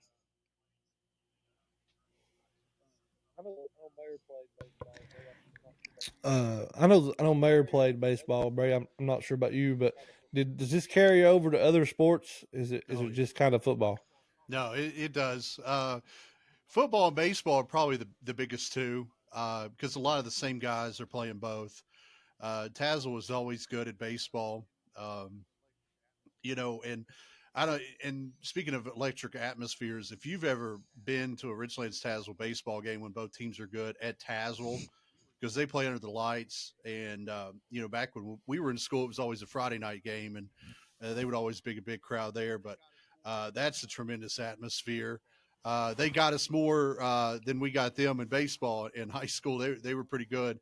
All those same guys, Cleaver and Omar Reed and Tester and them were on the baseball team. So it was kind of back and forth. If we'd get them in football, they'd definitely get us in baseball. Basketball, and this is no offense to anybody that played basketball. Richlands, like early 2000s, we were not good at basketball. Jamar, you know that. Most of, to be honest with you, a lot of us that played basketball growing up, like myself, we didn't play in high school for one reason or another. So we always were, in the stands cheering and heckling. So that was always fun in the rivalry. Senior year, we won the district, we won the region, and I remember for some reason, it may have been the same situation, like a snow day or something. But we ended up playing Tazewell and basketball in Tazewell on like a Saturday afternoon. And we got a little rowdy. We had the district championship trophy from football, and we roll in there like screaming and just like pumping it up in the air. And our principal at the time just comes over and swipes it, and she's just shaking her head, and she's just like, I don't know. Like she couldn't really control us, but it was kind of funny. She's like, "Give me that trophy." But like it was always back and forth. Anytime the other side could trash talk the other, it was good stuff. And they would be some good fights. I know there was some good fights in the parking lot during football games. I heard we saw some really good fights firsthand in the parking lot of basketball games. It always turned into something crazy. But the funny thing about it is, I mean, there's a handful of Tazewell people I still don't like. It is what it is. But most of those guys that I've mentioned, I talk to them on a daily basis, see them out. We played slow pitch softball together in Tazewell at the rec park there. So the rivalry, this week's always fun because you get to trash talk a little bit. But all in all, once you get out of school and realize, well, this guy's not a complete idiot, so he's all right. Yeah. You was talking about other sports. Brady, was it when you was in high school, or it might have been after that the basketball brawl happened? I don't think that was when I was in school. May have been. Well, you had one when I was in school outside the parking There's lot. one that happened. But I think you're mentioning the one that happened. Yeah, like I think in the there's one gym. that happened in the gym. Well, I wasn't Actually, I there remember was that. one in the gym. Now that we're talking about it, there was one. Yeah. It was in the stands. It wasn't with the teams, but there was a couple folks up wrestling around in the gym. It was Richlands Tazewell. I remember it vividly now. I had to think about it. It's been a long time, but yeah, I remember there were police, people brawling in the bleachers, and it was probably a better show than what was on the hardwood that night.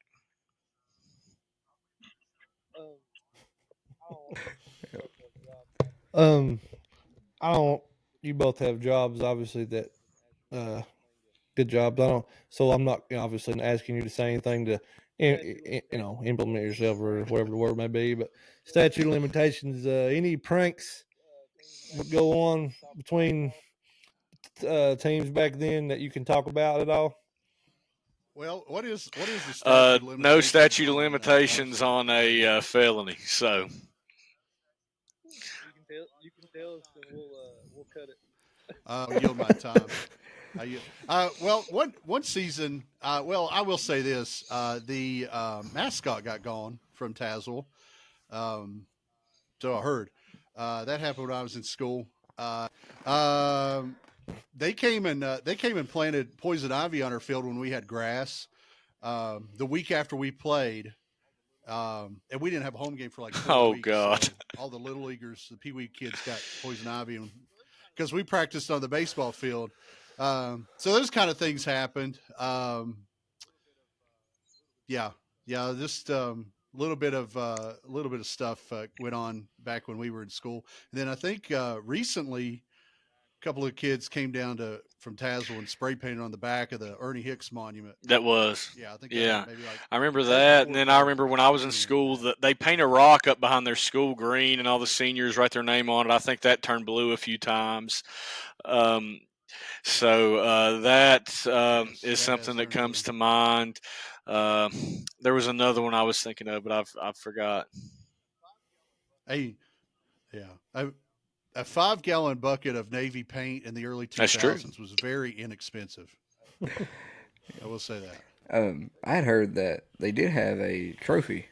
I think that was shared for this game, like the Ramey Cup or something. And I don't know how true it is, but I heard that it got discontinued. Um, I don't know if somebody stole it or there had been some things happen with it over, I guess, the past few years. I'm not sure. Yeah, I guess they started yeah, I that think week it was of Remy, didn't they? one of the last 'Cause they couple didn't have years that that the we week of played them. because it was right around of the end of Mr. Ramey's life. They were building a field house that bears his name at Tazewell, and obviously he was a big supporter of Richlands football and Coach Mance as well. So, a nice little tribute. Our buddy Brandon Sheets had to go out there for a long time and hand it to Richlands, and um, it was good fun all the way around with that. But I didn't know that they had discontinued it. Yeah, so I guess air sources, but I don't know how how much information we got out, but I know that they told me that evidently that somebody had urinated in the Remy Cup. And so I don't know if it was one side or the other, or if it was just some random fan that thought it would be funny. I'm not sure, but yeah. So that's the story I've been told. That's pretty good. Whoever did that, I want to go back just a second, and this is completely off topic, but I meant to ask Brady when he said it. You all got a game canceled for a snowstorm. Why did you decide to Well, go to so on the a roads ended snowstorm? up being clear. I think what happened is the bleachers at Richlands were just so snowy or whatever that it took them. They just wanted to be better safe than sorry. I think it was to get a bigger gate on Saturday because there were a bunch of different games going on Friday. I just remember that Coach Mance told us to go home, not to go anywhere. He said nobody was playing, and actually it was me and Mayor and Chandler that ended up at Hurley and Twin Valley, and then at Grundy and Mountain View. That's the same day.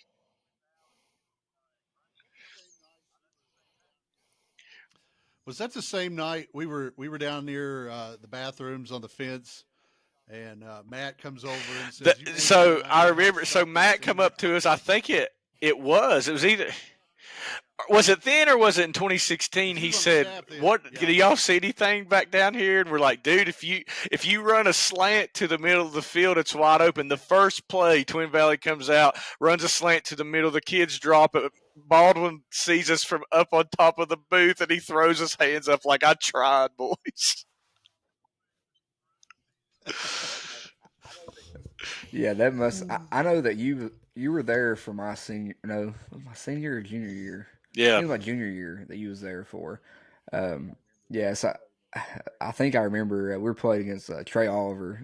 That he was the receiver, I think then, and he had a few deep deep routes on us. But I can't remember. We might have had a slant that game. We didn't pass very much, and usually I can remember each one. Yeah, it was a fun night. It was cold. Yeah, though. it was. Snow, but it was cold. And like I said, I think the snow it came in the latter half of the week, but it left pretty quick because it was early November. So while it was cold, it wasn't like cold yet. Like keep a snow around for a couple weeks cold. It wasn't like that.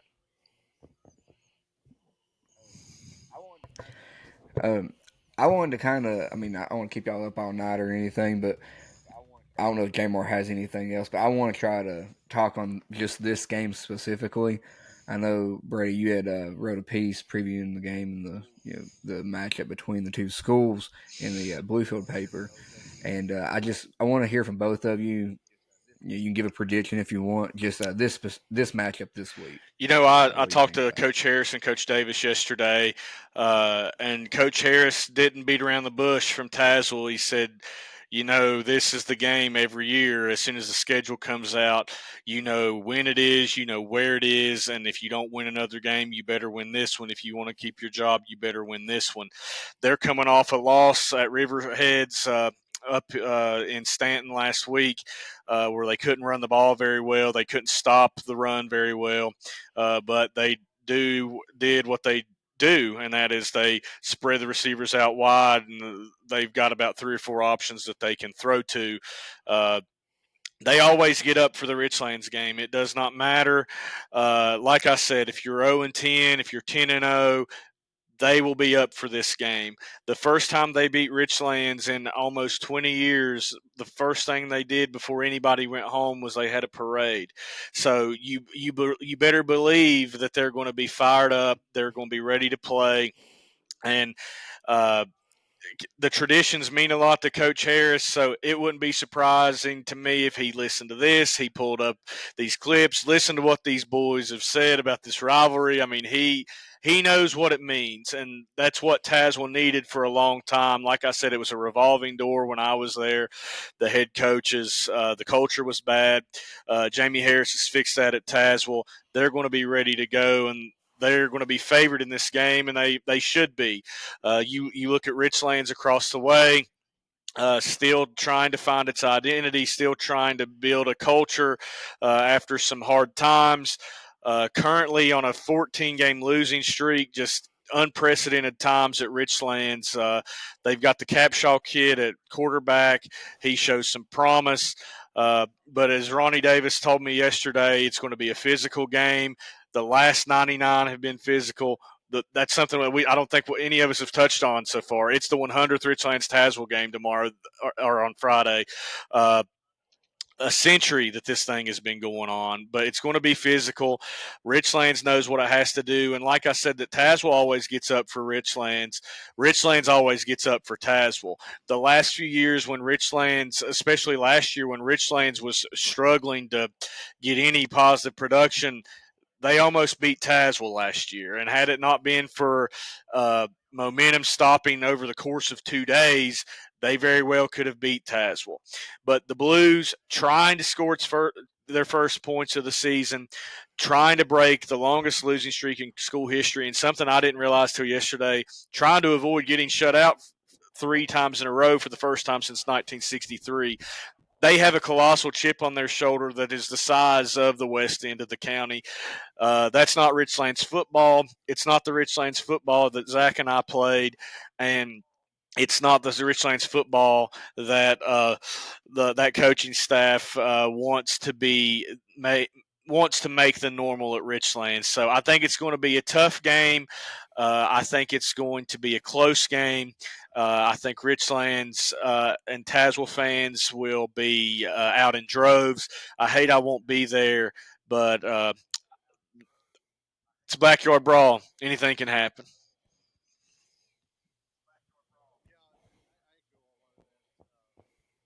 Yeah, and I echo a lot of that.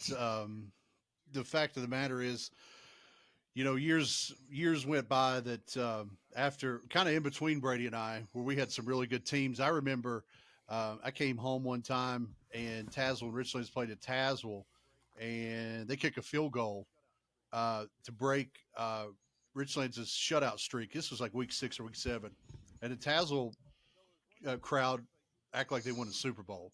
So it's one of those things like this is kind of going in waves. But even though sometimes one team's bad or one team's good, it's always a very competitive ball game. Both teams, I think, are going to put their best effort. I think we're going to see a really good Richlands team out there this week. They've played 2 top-notch programs. Gate City's a tough environment. Union, for all intents and purposes, is probably going to be in the Final Four in the region, along with Graham and maybe Tazewell when it's all said and done. If Carter Creasy gets some receivers behind the Blue Tornado DBs, it's going to be a long night for Richlands. If Richlands can keep everything in front and maybe run the ball with some success to kind of bleed the clock, I think they've got a shot in this one. I don't think weather's going to be a factor. I don't think it's going to rain, if at all. It won't be much. So I think both teams will be kind of even there. It's turf. That's not going to really play in a factor. But I really do think it's going to be a competitive football game. And hopefully we see a lot of hard hitting. I'm not going to make a prediction either. I'm going to try to be there and hopefully enjoy one of the first Richlands wins in a long time. But Tazewell's got a very talented group, and like I said, they're going to be more than likely one of the Final Four teams in Region 2D. And you look back at the last 4 years of this game, and I mean, last year 39-36. The year before it was a 19-point game, 56-37. But you go back the next year, 27-26. The year before, 21-19. This game is coming down to the last play, and it's been some good football games, and who's to say that's not going to be the case on Friday? I think it's going to be a heck of a game, and I will be dialed in here in Richmond before heading to see the Hokies in Norfolk on Saturday.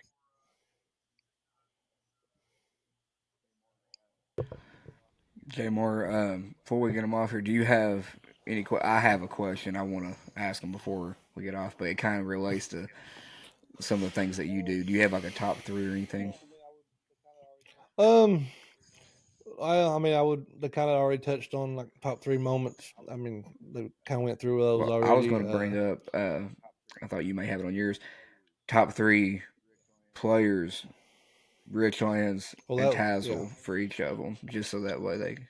that's Okay. kind of what I was going to do, something like that. But yeah, I mean, uh, yeah, if y'all heard that, if you, I don't know how y'all are knowledgeable enough to throw out three Tazewell guys, but I am curious to hear your list for Richlands. But you can each go take time about however you want to do it. But top three players all time for each school. All time. Past For 100 years at least. yeah, for Tazewell, I would say, uh, you know, Matt Muncy would be up there. Watched him play in that region championship game. Only time these two schools have played in a playoff game. He almost single handedly beat Richlands that day. He was one of the only weapons Tazewell had that day, and he almost did it. He was always fun to watch. Matt Muncy, who I played against, was a very tough linebacker. He was a hard runner at fullback too. He played at Tech. He was one of those guys I didn't like playing against, but I respected his game because he was always a hard hitter. He's up there as well. And then, the third one's tough, just because I don't want to go too deep into the weeds. But I'm going to go backup quarterback for the '86 Tazewell State Championship team, and that's one Billy Wagner. I'm pretty good. Did not He know may have that. been a backup, but I heard he did. Yeah, I didn't realize he was a backup quarterback. Good arm. Yeah, I'll go my three Richlands ones. One of my favorite Richlands players of all time was Jeremy McCummins, early '90s running back linebacker. He played at James Madison for a little bit, but actually he wore 37. I wore 37 in Pee Wee, just because I thought he was awesome. Back in that same time frame, now on the staff, Brandon Breeding, he was fun to watch. I think the year they won state, he had, I think, like 2,500 yards rushing. And then one guy I got to play with, he was underrated as an athlete. I think had he had any size about him, you would have saw him play on Saturdays at a big level. But Travis Tatum had the best heart out of anybody that I played with or played against. He was like 5'8", maybe 145 pounds, and he hit people like a truck. He was definitely one of our best players on a couple of those teams. In the early 2000s.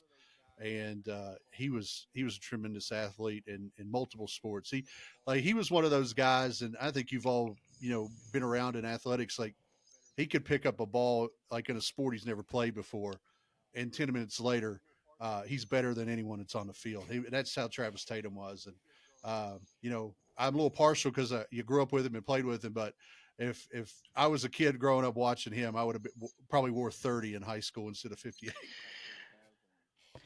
I'd say for Richlands, I would go first with the late great Devin Johnson, one of my good friends, a heck of a running back who I remember put some hellacious stiff arms on some people in the Richlands Tazewell game. I'd put him in the top three. You could go back and forth. There's just so many to name. The easy ones, you could also say Mike Compton, Matt McLaughlin, because those guys were NFL players. But, you've got people, oh, man. You got people like Brandon Breeding, who ran wild in this rivalry. You've got people like Zach said, like the Travis Tatums, the Justin McCrackens. You could sit here and name them all day. The John Luke Asberries. The list goes on and on. Billy Cranwell, who throwback to the 1950s, was a quarterback for the Hokies, was a quarterback for the Blues, and was on a Sports Illustrated cover. So we put that on. Don't know if that was on your bingo card tonight. But What a pool. So just a bunch of different Richlands names. Bradley Strong, people like that. Josh Hess, Taylor Wade. At Tazewell, Zach mentioned Mark and Matt Muncy. You've got people like Robbie Colley. You've got Jesse Davis, Stephen Holloway, John Rainey, who was one of the first African American players at the University of Virginia. Just folks like that, solid players throughout the rivalry. Shaquille McDonald, who's on the staff there at Tazewell. I know that I've went way more than 3, but it's hard to narrow it down over a century for both sides. That's okay. That's a great answer. They could. Those were really good. That's what Good Shaquille place did to the stop rest of the during the time. internship days there They on can make Main some good Street. wings, I'll tell you that.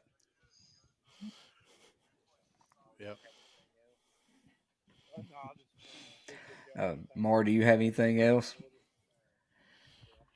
No, I just appreciate y'all's time, man. I really enjoyed it. Like I said, I could sit and listen to y'all tell stories about it and all night. But there's some good stories we'll have to tell, but it's pay-per-view. Yeah, I was gonna say if we could. We've joked about this before. We need to start like a Patreon to charge like something so we can really dive deeper into some of this stuff. But yeah, well, I appreciate it, fellas. Anytime we get 2 guys who knows as much about local sports as y'all do, we're happy to have y'all on. We appreciate it. And I just want to echo what he said. Yeah, we're super thankful to have both of you on. I've heard from some people in the Richlands community that they're going to show even some of their students at school this episode. So just for the history side of it. So I'm really happy to have you guys on, and even Coach Edwards that was on before you, for the Richlands community and for the students to kind of get a taste of that, because like you said, it's been a rough few years, and it's not the Richlands standard that you all grew up playing in, and I hope to see it get back there here soon. But I think that you all coming on, sharing all the stories that you did, kind of puts that pride back into some people before the game Friday night. And that's what we're hoping to do. We're hoping to get everybody kind of pumped up for the game. Yeah, guys, I appreciate hopping on here. Anytime I can get on the airwaves with Mayor, it's a great day for me. But I'll speak on behalf of Mayor, and I appreciate what you guys do for local sports week in and week out. The kids in Southwest Virginia, they deserve the coverage that you guys give them. And as a couple guys who have ran up and down the road in Southern West Virginia and Southwest Virginia and Northeast Tennessee, Eastern Kentucky, chasing sports and writing about them, talking about them, we know how thankless that can be sometimes. So I just want you guys to know that we appreciate what you guys are doing with this.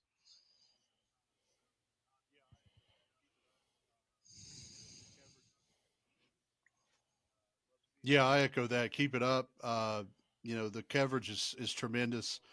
Love seeing the kids kind of getting on there and having that outlet to kind of tell what they're thinking. I probably wouldn't have wanted that when I was playing, because I probably would have said something really stupid. I think I got interviewed by the news one time, and Mance was like, "Don't talk to them anymore. Like, don't get him." So I think it's awesome what you guys are doing. We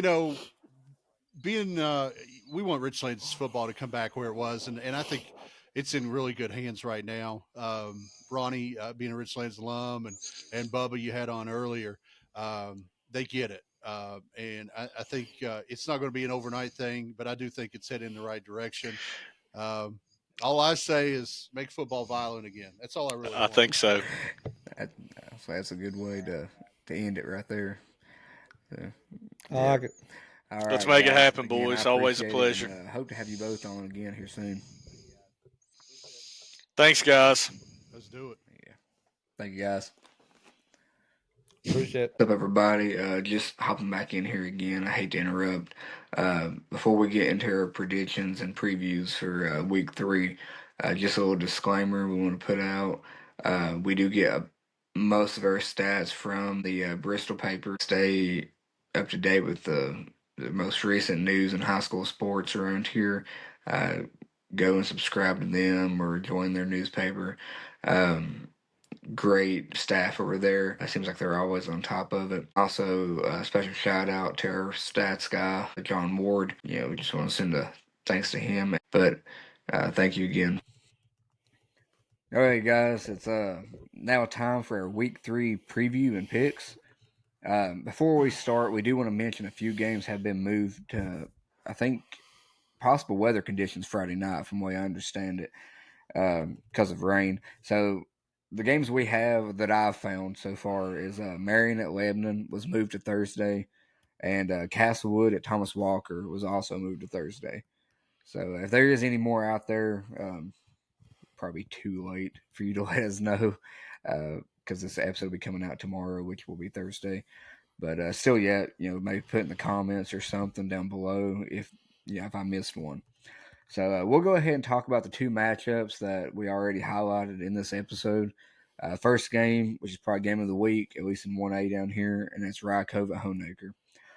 Friday Night Rivals will be broadcasting this one. Big game. As mentioned before, rematch of the Region 1D title game from last year. Honaker's coming off of a 49-7 win against Castlewood. Jackson Dye had a big game in this one, 2 rushing touchdowns and caught 2 receiving touchdowns from Peyton Music. So first, and I didn't want to skim over this. First head coaching win for Shane Wicks. Congratulations, Coach Wicks. He's been on here last year, and we thought that was a great hire there, picking him. We had a whole episode talking about the coaching hires around here that never got put out. That was about 4 hours long before the season started. But anyway, congratulations, Coach Wicks. Do you have anything before we make our picks on this one?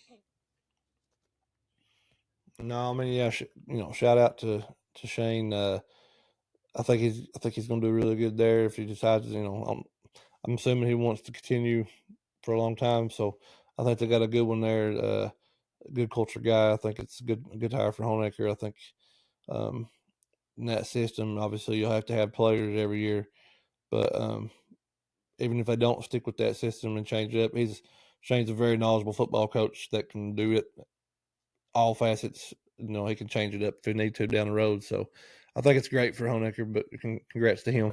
So we'll go into our picks. So for me, I believe Honaker will be a better team by the end of the year than what people seem to be giving them credit for right now. And just around the community and stuff, talking to people. I know Castlewood is kind of building that program back up, and they played Castlewood last week.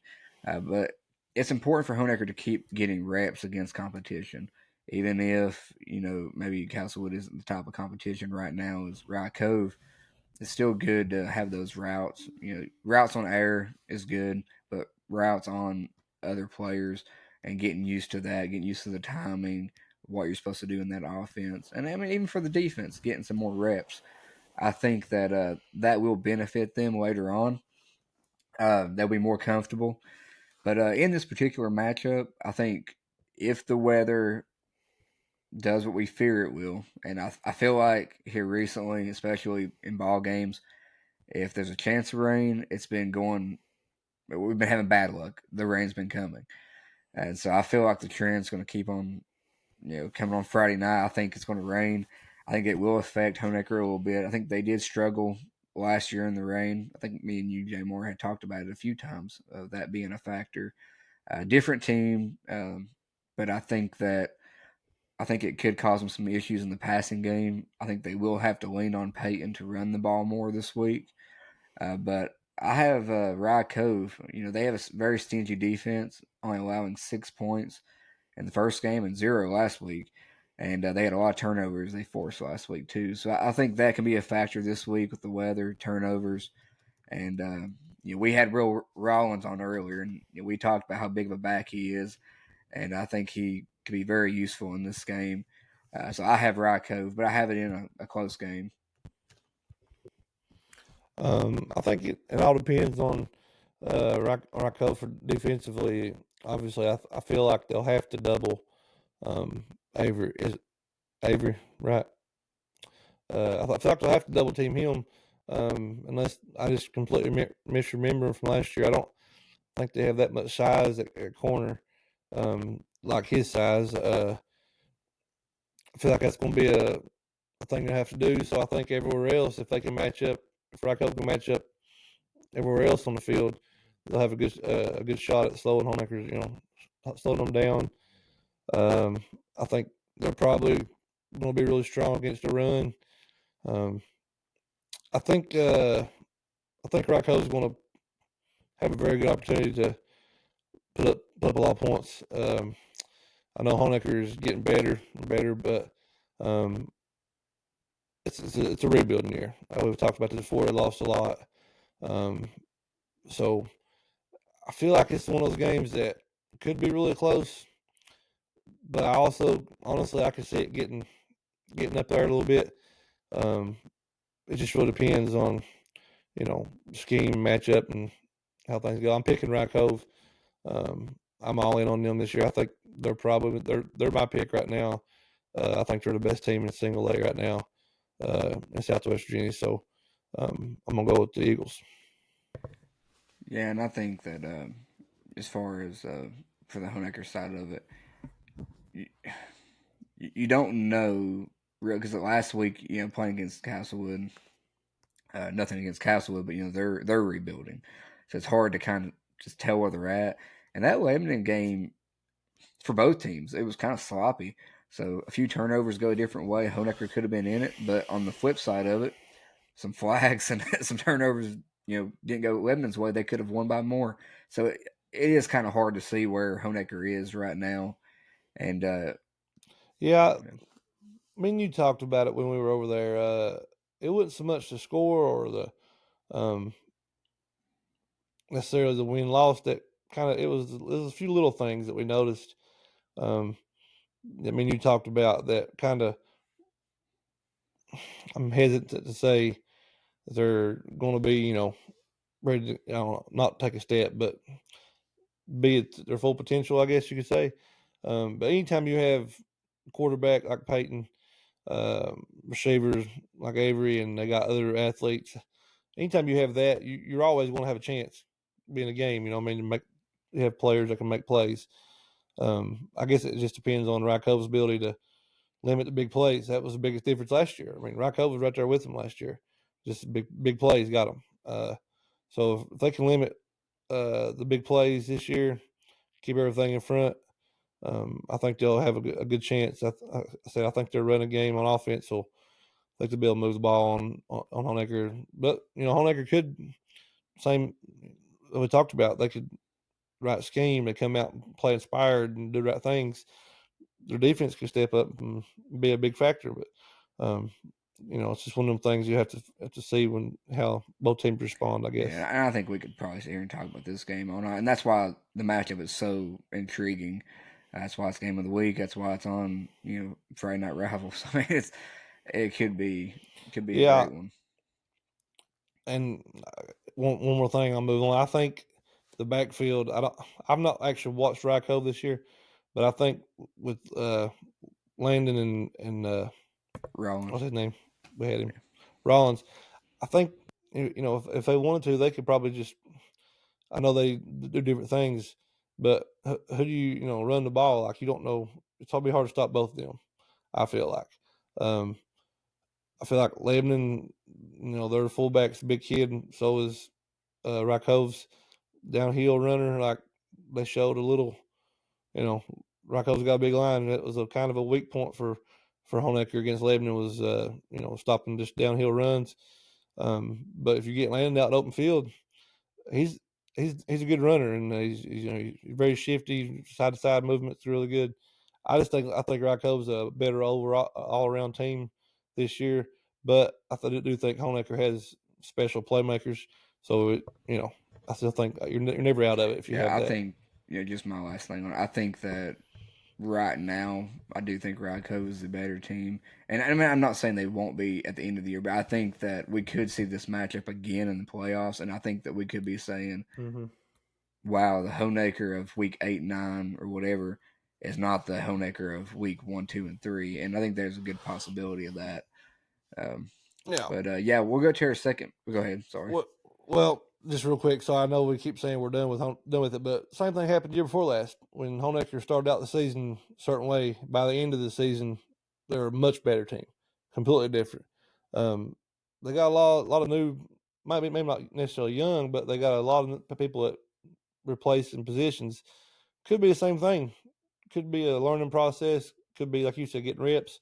They could be completely different by the end of the year and be one of the favorites. We just never know.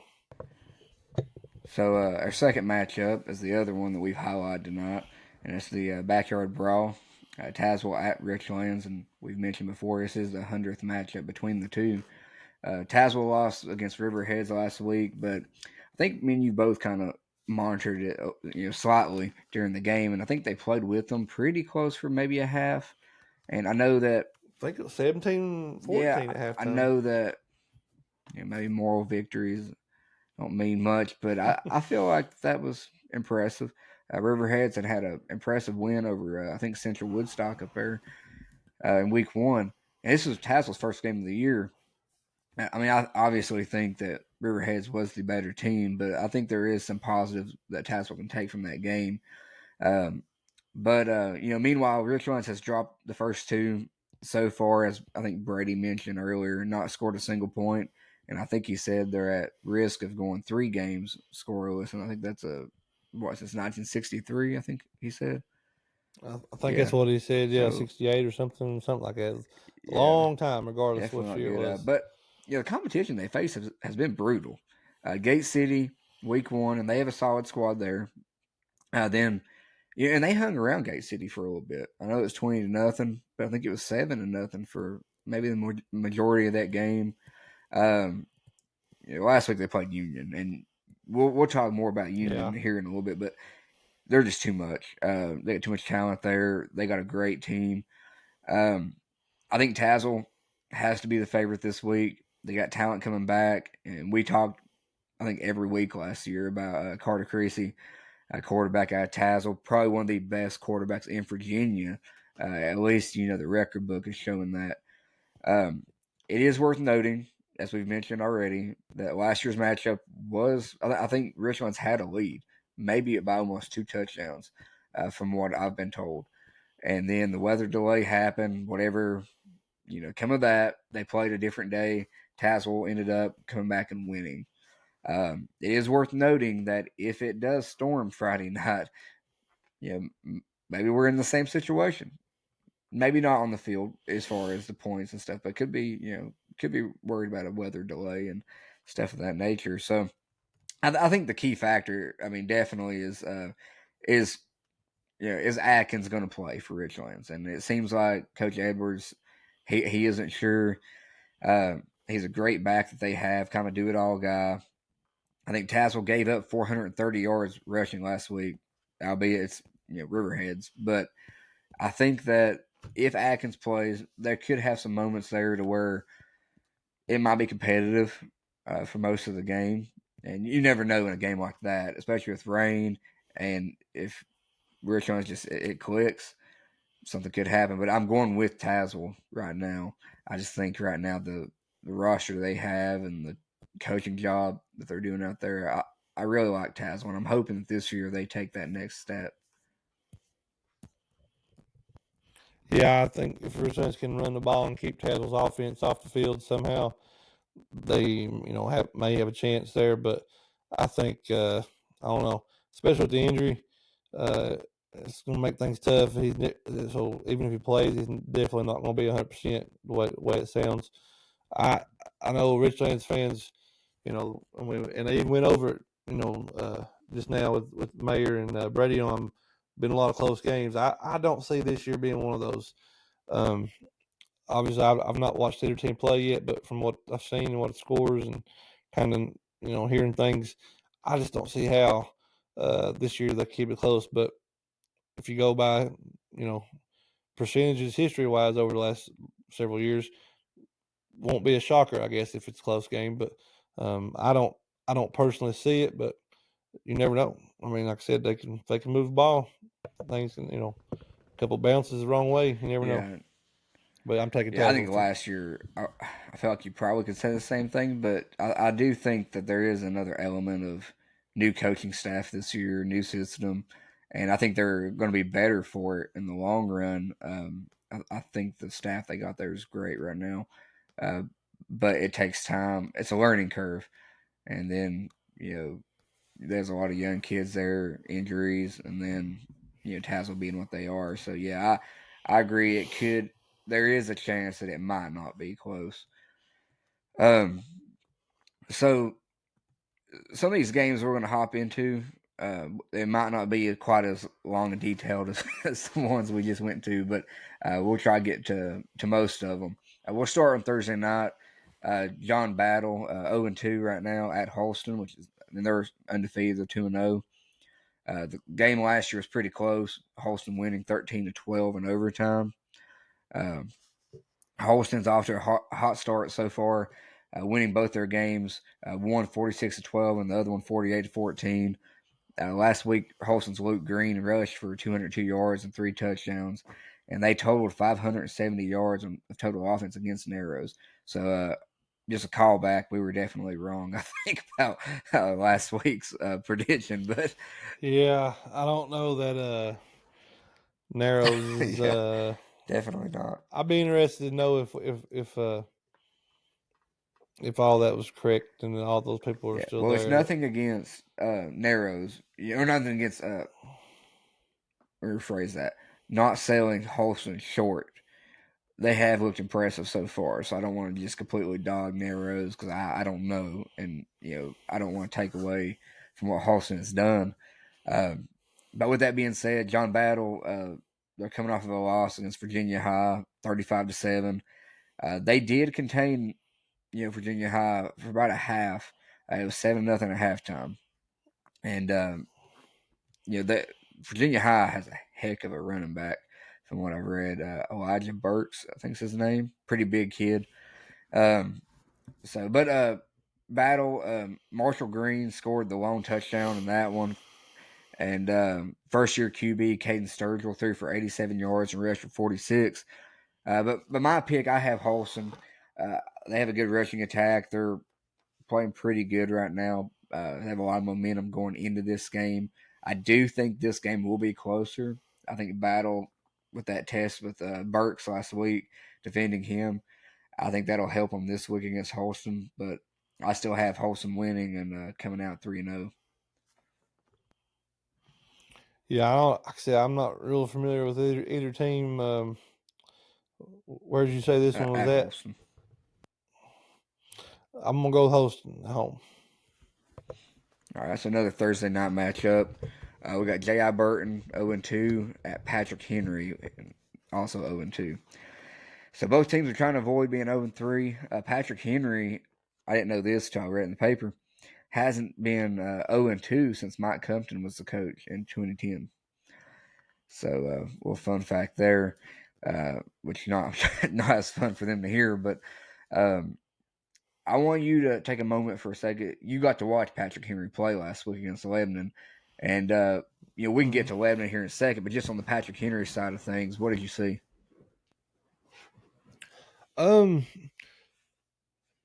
Line obviously is their strength. They have 2 studs at least. They're all good, but 2 studs up front, especially with the Barrett being the one.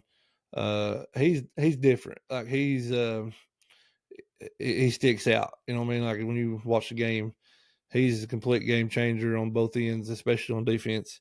I don't want to say unblockable, but dang near close. Like to demands a double team, I would imagine, for most teams in this area. Offensively, I mean, they got athletes in the backfield. They got their little, I don't know what you'd call it. It seems like they pull somebody every play.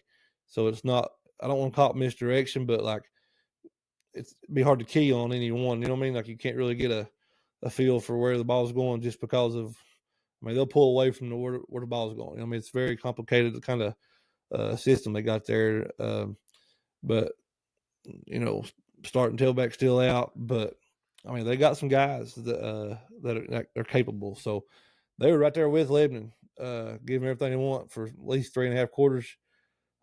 So I think they're much better than their record right now. They've played 2 tough games start off the season. So I think they're going to be okay. couple completed passes against Lebanon that when guys were open. If they could just, again, you don't ever do it. Well, not ever do it, but you don't do it enough to where you're probably comfortable. And if they could just get that passing game a little dialed in on some of those rollouts and some, they're not difficult throws, but again, when you're not doing it very often, it's kind of, they are kind of difficult. But if they could just complete a few of those, that would completely change their, not their attack, but change the way teams can play them. You can't just sit and wait on a run. You have to respect that. So that would be a big game changer for them. But I think they're gonna be okay. Yeah, and I agree with you. I think that the record doesn't indicate how good of a team I think they could be this year. Yeah, they did lose a lot, but yeah, like you said, 14-14 at halftime, tie ball game, and even with the starting tailback that you mentioned, Jeb Stewart, he's out, unsure how long. I think I did read in the paper he's in a boot. I think so. It might be. Somebody told me 3 weeks, counting last week. I mean that I think sounds better than what I was fearing. Reading the paper he was in a boot. Yeah. But now again, that might be the hopeful side, at best. But I guess you don't know. But so hopefully for him, he'll be healthy. Come back this year at all, I think would be good. They still rushed for 222 yards. The senior Mikey Jenkins had 128 and 3 touchdowns. So, but Burton's coming off of a 34-7 loss to Chilhowie, and it's not a whole lot there, but they did have 3 turnovers in that game, and that was a little bit too much to overcome. Their lone touchdown came from Tyson Welsh, but I have Patrick Henry getting a win. I think that I think the competition they've played has been pretty good. They played Virginia High and Lebanon. Both teams have some pretty good athletes, and Virginia High they played. Yeah, I mean they could have won that game. So I have Patrick Henry winning that one. I mean, and again, we'll get to Lebanon, I guess, later. But it's not like Patrick Henry was leaving guys, they were getting beat by 5 or 10 yards behind. Like the throws that Reese made on several of them touchdowns were just tip your hat to the quarterback. Great throws. Like they did not play bad defensively. Lebanon just, Reese put it in a basket, and one of those deals where you can't really get mad some defense sometimes, you know what I mean? But I think J.I. Burton is in the same boat that Richlands is. I don't think people in Norton are used to not having a good football team very often out there. So I think that's a tough situation for them out there. I think that town, that's a big deal for them out there. A lot of history, a lot of big wins, a lot of region championships. So whoever's in control of that team, that's a lot of pressure to get that back right. But yeah, they're obviously rebuilding again this year, so I think Patrick Henry bounces back. I think pretty big. Yeah, I agree with you. And you mentioned Lebanon. Well, next game up, it's also now on Thursday. Marion 0-2. They'll be traveling to Lebanon. I think they're having a red out, I think is what I read. So it should be a lot of red in the stands, I guess. Lebanon's 2-0. They're looking to be 3-0 for the first time since 2004. You already mentioned some, and I'm going to let you have a chance to talk more about what you saw from Lebanon just in a second.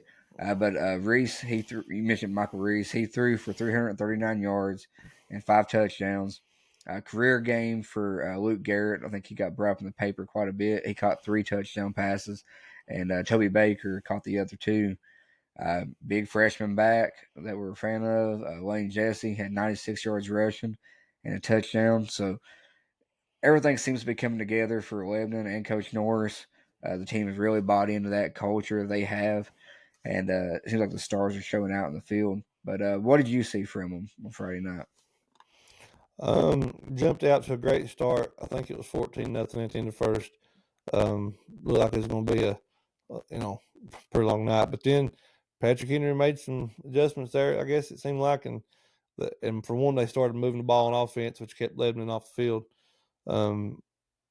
But Lebanon didn't play perfect. Had some drops, had some miscommunications. I think Reese only had one interception. I don't know, not sure what happened, but it wasn't like a kind of threw it right to a guy, but I'm not sure if receiver should have zigged when he, I'm not sure. But other than that one, they took care of the ball, but it wasn't perfect first half. Got the big score late on a big play by the, I can't remember the kid's name, number 82, I think you said it just now, but that was kind of their go-to on that. Is him. If everything else wasn't working, they found him deep. And like I said, Reese, the throws that he made to especially those deep balls, were not easy. Like a good quarterback will make those plays, but it's not bad defense. Just he put it in, dropped it in the basket for him. They were great throws. So they got rolling again, but Patrick Henry at that point also kind of got some things going. It wasn't until, like I said, up into the fourth quarter, maybe Lebanon kind of separated. I think that they have great playmakers. I don't know that they're ready to compete in the region in 2A. And when I say compete, I mean, win it against the Union or Grahams and people like that. But they're there in the talks. I wouldn't be surprised if they somehow went on a run and maybe made a top 4 or semis in the region. That'd be tough because you got Ridgeview and you got Gate City and you got that Mount Seven's tough, and you got Virginia High in your own district with Graham and Tazewell. So they're in a very, very, very competitive region in 2A. I think they're headed the right direction though. So I'm not ready to say they don't have a chance to make the region, but it's going to be very, very tough for them. Yeah, and which I'll get onto that here in a second. I want to just shout out, or I don't say shout out, I want to mention Marion a little bit before I get into my pick, and I'm going to mention kind of what you said because I wanted to talk on that too. But Marion is coming off a 28-13 loss to West Central. Like I said, they're 0-2. But they did have touchdown score from Colton Branson and Jordan Miller in that game, and did have 301 yards of total offense. I think we both agree. I'm sure you're gonna pick Lebanon, right? Yeah, I think we both agree. This game, yeah. No, I think it's Bristol will have huge numbers again. I agree. Close. I think this one ain't gonna be too close. Marion did make it to the playoffs last year and gave Gate City a game for about half because they ran the ball so well and kept it out of Gate City's hands. But I don't think they have quite that team this year. I'm not sure all the personnel stuff out there, but talking about 2A, I agree. I think that right now you can't ask for a better start for Coach Norris. Getting over there, trying to establish a culture. Beating Honaker, and then beating Patrick Henry. Those are two programs right now that have been good programs. I know they're single A, but I think that's a good start. And I think even making it to the playoffs, having a winning season, I think these are the type of seasons or types of program starters. Which granted they could prove us wrong and they could surprise somebody that we're not expecting them to beat. But these are the type of teams with his coaching staff that it's going to carry on for years. And that's what you want to see if you're trying to rebuild a program. And I think they've got a lot of talent right now, and they got talent coming back next year. So next year might be this year they might surprise some people. They're already doing great at doing that. But I think next year with some of these guys coming back could be even better. And I know that's a talk for at the end of the year. But I know that question is going to be brought up after every single week that Lebanon plays. It's going to be the conversation, and the same conversation happens with Tazewell. Plenty of talent out there, and it's can they get over the hump of beating Union, Graham, like those powerhouses, even Ridgeview, and that's that's kind of where they want to get to. But I mean, that's part of a sports talk show. That's what we're supposed to do. So yeah, I was gonna say I hate to even say anything negative about any of them because they're kids in high school.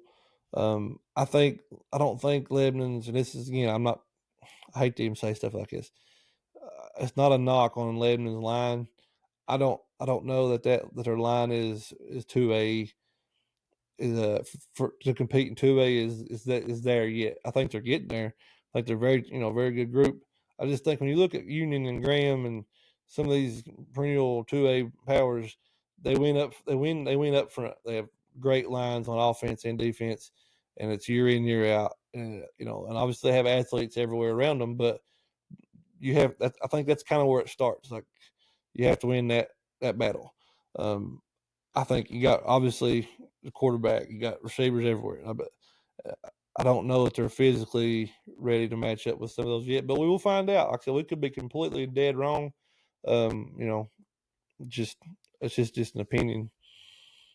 yeah, and I did want to, after you mentioned that, I mean, there's a real chance that Marion could be a win. Castlewood could be a win. That's 4-0.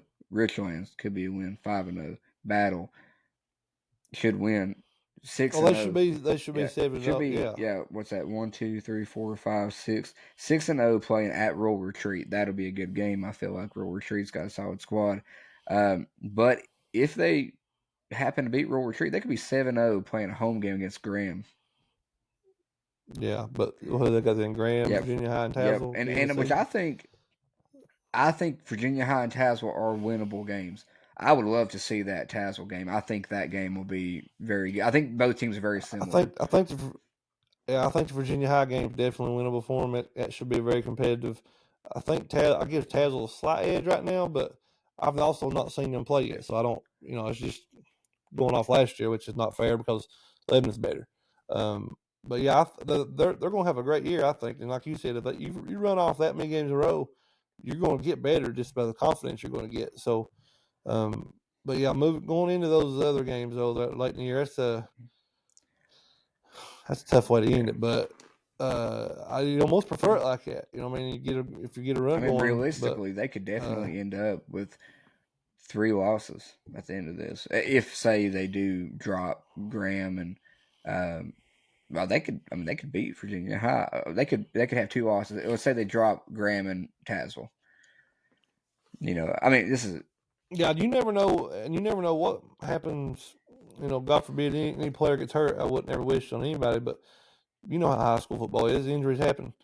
There could be key injuries to some of these other places. You never know what's going to happen. So, that's why you play it every week. And I didn't realize that's how their schedule laid out, but yeah, they've got a very good chance to be start off 7-0. All right, we'll hop on the next one here. Our last Thursday game is Castlewood 0-2 versus Thomas Walker. Castlewood is 0-2, but playing against 2 solid teams in North Green and Honaker. We had Coach Chisholm on before the season, and we've mentioned several times since then about the program. Coach is building over there. The numbers are way up. Right now, the task is trying to keep those players committed all season to stay on the roster and just see some steady improvement and growth. And I think if they do keep those numbers, you will see some steady improvement. It may not be in wins, but just seeing players get better. Castlewood only had 142 yards of total offense last week against Honaker, but we continue to see some bright spots, and Caleb Scooter Taylor, he's a standout for them. I think past 2 games, I think he's the only one to score. Definitely last week, he's the only one to score. Thomas Walker had a close one last week against the Lehigh. Thomas Walker had 262 yards rushing. Dylan McCurry having 168 of that. My pick, we haven't seen both these teams yet. So it's kind of going based off of maybe some matchups and, what we can kind of get from that. I think Lee isn't a bad team. I think they played well against Honaker in the scrimmage. I think they have a really solid quarterback in Brendan Pendergraft. For Thomas Walker to hang around with them, I think it shows me a little bit about Thomas Walker. And with it being at Thomas Walker, I think is what I said. I have Thomas Walker winning. Yeah, I think again, this I think Castlewood has a good hire there, and the new coach. I think that's probably things he's doing. I think it's the right decision they made. I don't think their record this year will reflect on that being a good or bad hire.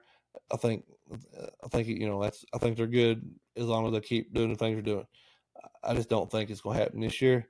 I think um, Thomas Walker, I think they're a lot better than last year for sure. I think that Lehigh game, unless it was just some kind of crazy fluke or something, but I think they're a little better than what I probably would have thought at the beginning of the year. So I think they'll get Castlewood this week. Yeah, and I think that you're talking about Coach Chisholm, the program out there. I think at some point this year they will surprise us. It might not be in a win, but it might be a game that probably should have been a blowout, and then they kept it close. I think they will surprise us at some point this year.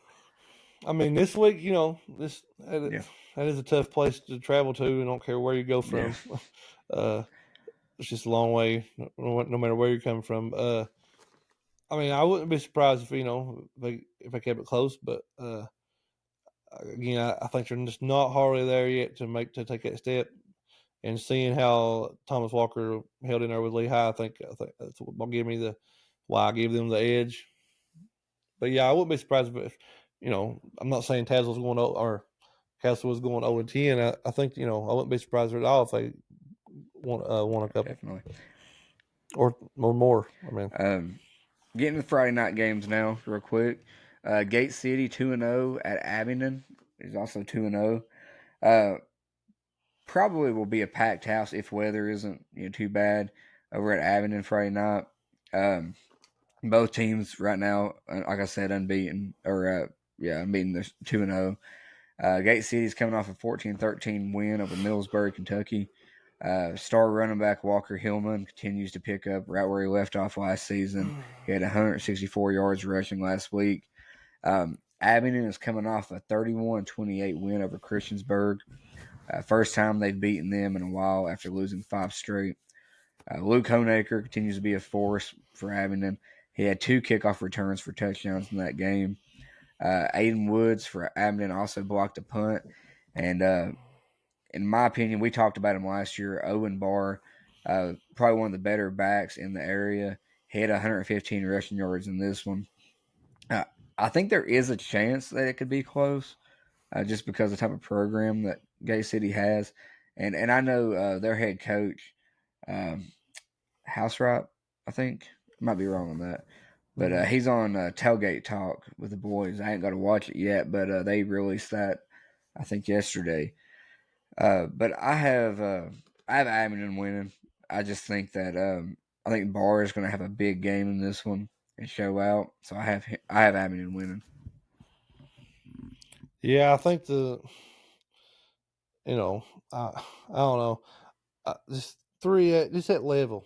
Granted, Abingdon's around here in the local, but just at different level, you going up into a competition, or at least in numbers. It's always tough, but I think Abingdon is probably a pretty good team again. With Gate City at some point is going to break through and get back to. I feel like I keep waiting on them to be, for lack of a better term, the old Gate City.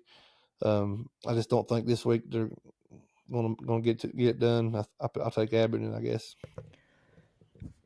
Next game, Y Central 1-1 at Ridgeview 2-0. Ridgeview is coming off of a blowout win against Grundy, which Jalen Deal had 142 rushing yards. Ryan O'Quinn continues to be good. So far this year, he's had 410 passing yards and 6 touchdowns. They seem to be good on both sides of the ball all around.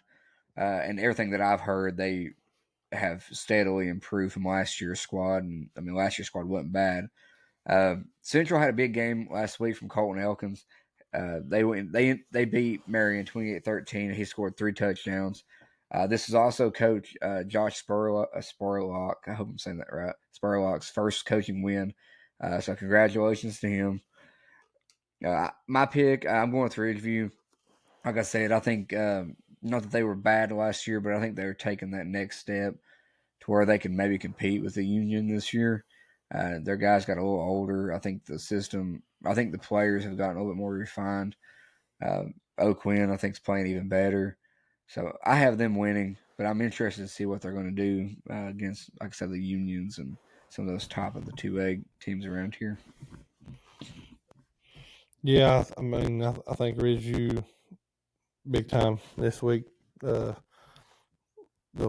be close, probably.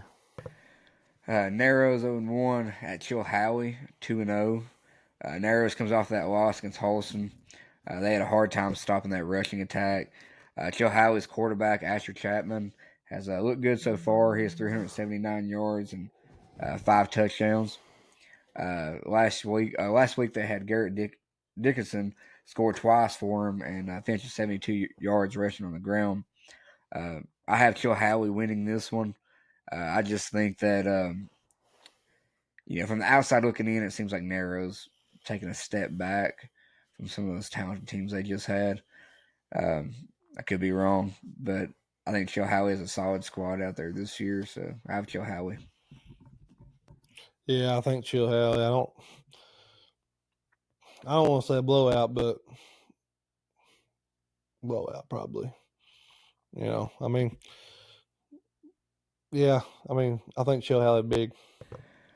This next one's really interesting. I don't know a whole lot about one of the teams, but we got to talk about it. It's Union 2-0, and they're at Science Hill. They're 2-0. Science Hill was ranked 10th in the last Tennessee State 6A poll that was released. In this matchup last year, Union lost 27-6. But from what I've heard, it was actually a little bit closer than that for some of the game. Union's coming off a blowout win against Richlands. Keith Chandler had 114 rushing yards, 2 touchdowns, and 1 INT in the win. Cam Bostic, I think from everything I've read, seems to be like their guy. Like he's played great this year. He was 12 of 17 passing, 202 passing yards. He had 2 touchdowns passing and 57 yards rushing, with also a rushing touchdown. And in addition to that, he also had an interception. So he is all over the field for them. That Union team is good. I think that they haven't given up a single point so far. I know it's against Lee and Richlands, but they're stout. And from everything I've heard from people that have watched them, said that they could be maybe the final 2 or 4. But as good as Union is, I think, respect the poll out there. I think that that has to mean something. I'm going with Science Hill, but I do think it'll be a lot closer this year. Yeah, just based on sheer numbers is why they won last year. I think. I think from everything I understood, Union was right there with them. They just kind of wore down because the numbers Science Hill threw at them.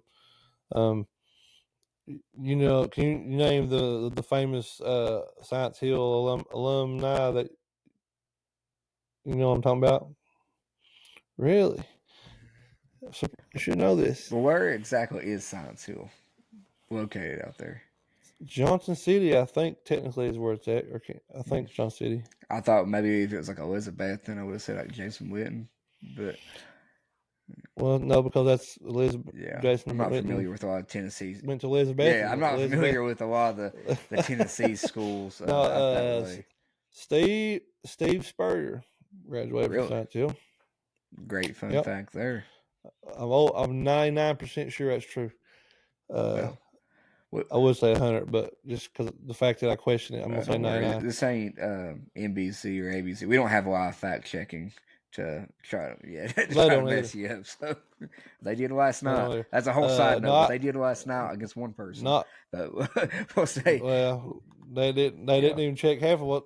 Yeah.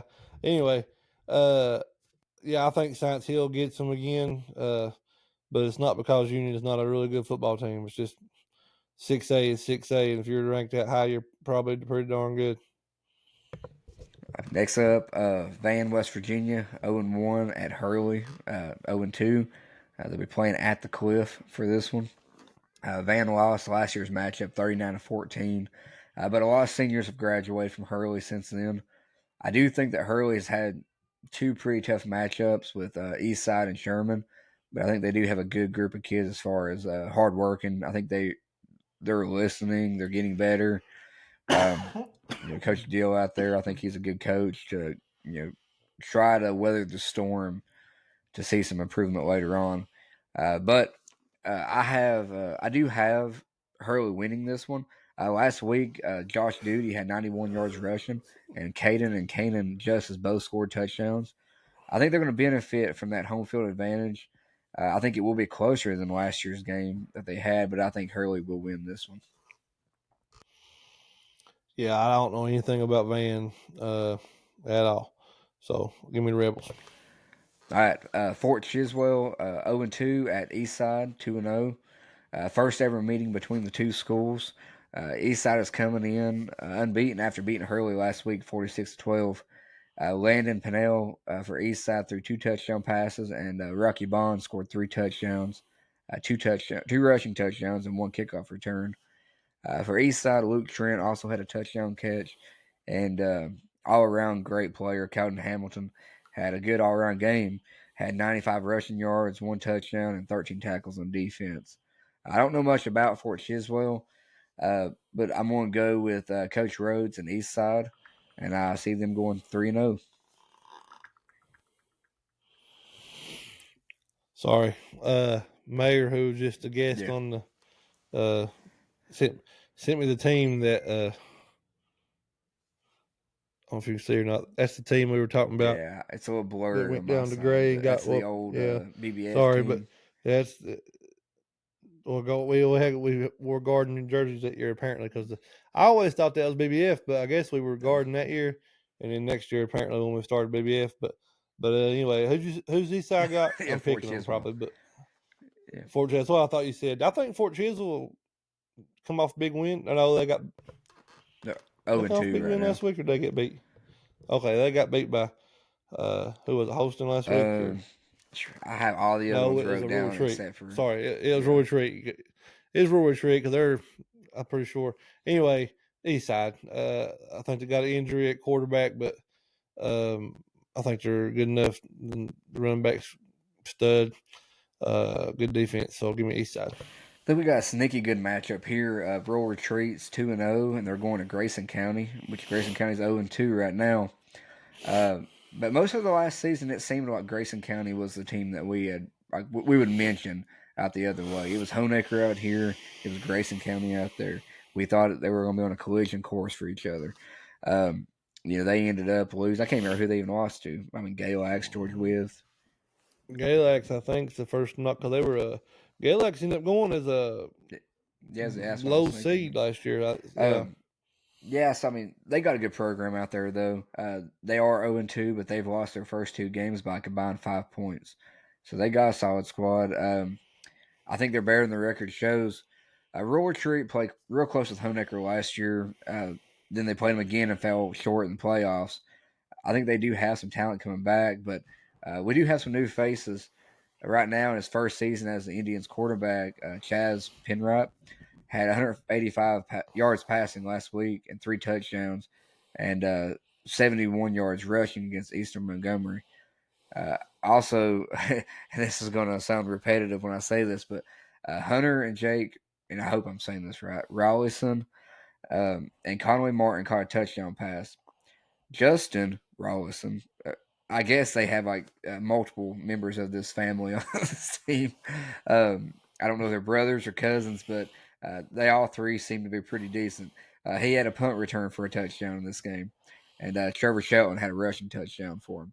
So it's clear to see Rural Retreat has talent kind of spread out on that roster. I think it will be a close game. I'm gonna give that nod to Grayson County being at home. I think that, like I said, I can't see a huge drop off from last year to this year. I think they are a decent team. I have them winning a close one against Rural Retreat. Yeah, I don't know how many seniors they had that might have graduated. So I really don't know anything about either team that much. But just to mix it up and break the pattern, I'm gonna go with Roller Trick. Now I think that's a solid pick because I think they could go up there and win this one. I think it's going to be one of the closer matchups we have this week. We just have a few more left, and I'll just breeze through some of these. Virginia High 2-0 at Radford 1-1. The coach for Radford, Michael Christ, was a former Virginia High coach. Last year's matchup between the two, Radford won 43-3, but that was a state championship team. They had the all-world quarterback Landon Clark, who I think is playing maybe at Elon. I can't remember. That's where he was supposed to go. I don't know if that's where he I'm not ended sure. up. Heck of a player though. So my pick, Radford did lose to George Wythe in week 1, and George Wythe's running back Rainey had a very big day, and so I think Virginia High could have some success there with their running back Elijah Burks, uh, but I still have Radford, I think, winning in a close one. I'm gonna go Virginia High. I think Radford obviously down this year compared to their normal standard. I just think Virginia High is kind of started off a little slower than what I thought they were going to. I think are they 2-0? Yeah, 2-0 because they. Or they I think Yeah. I know they're 2-0, but it was kind The of first one was a close, but no, they scored beat it. Battle pretty Yeah, handily in the second but half. I kind of think, well, yeah, but it was you know what I mean. It's just getting going. I think they're much better actually. Much better than they're actually playing, even to be 2-0. So I'm gonna go with the Bearcats. These next ones, we don't have to pick. I didn't even put like picks on here for these. I'm just going to throw them out. They're just worth mentioning. George Wythe is 1-1. They play at Graham, 2-0. That's a third straight defending regional champion matchup for George Wythe.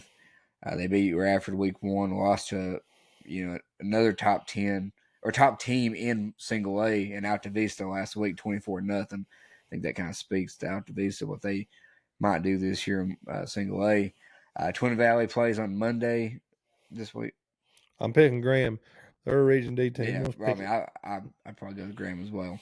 I think Graham's probably the best team around here, but we'll get to your rankings here in a second. But Twin Valley plays on Monday this week, I guess next week, September 16th. They're going to try to bounce back after 52-0 loss to Montcalm, and they're going to take on Phelps, Kentucky. Some games, or just a few teams that. Oh, Twin Valley. I'll go with Twin Valley too.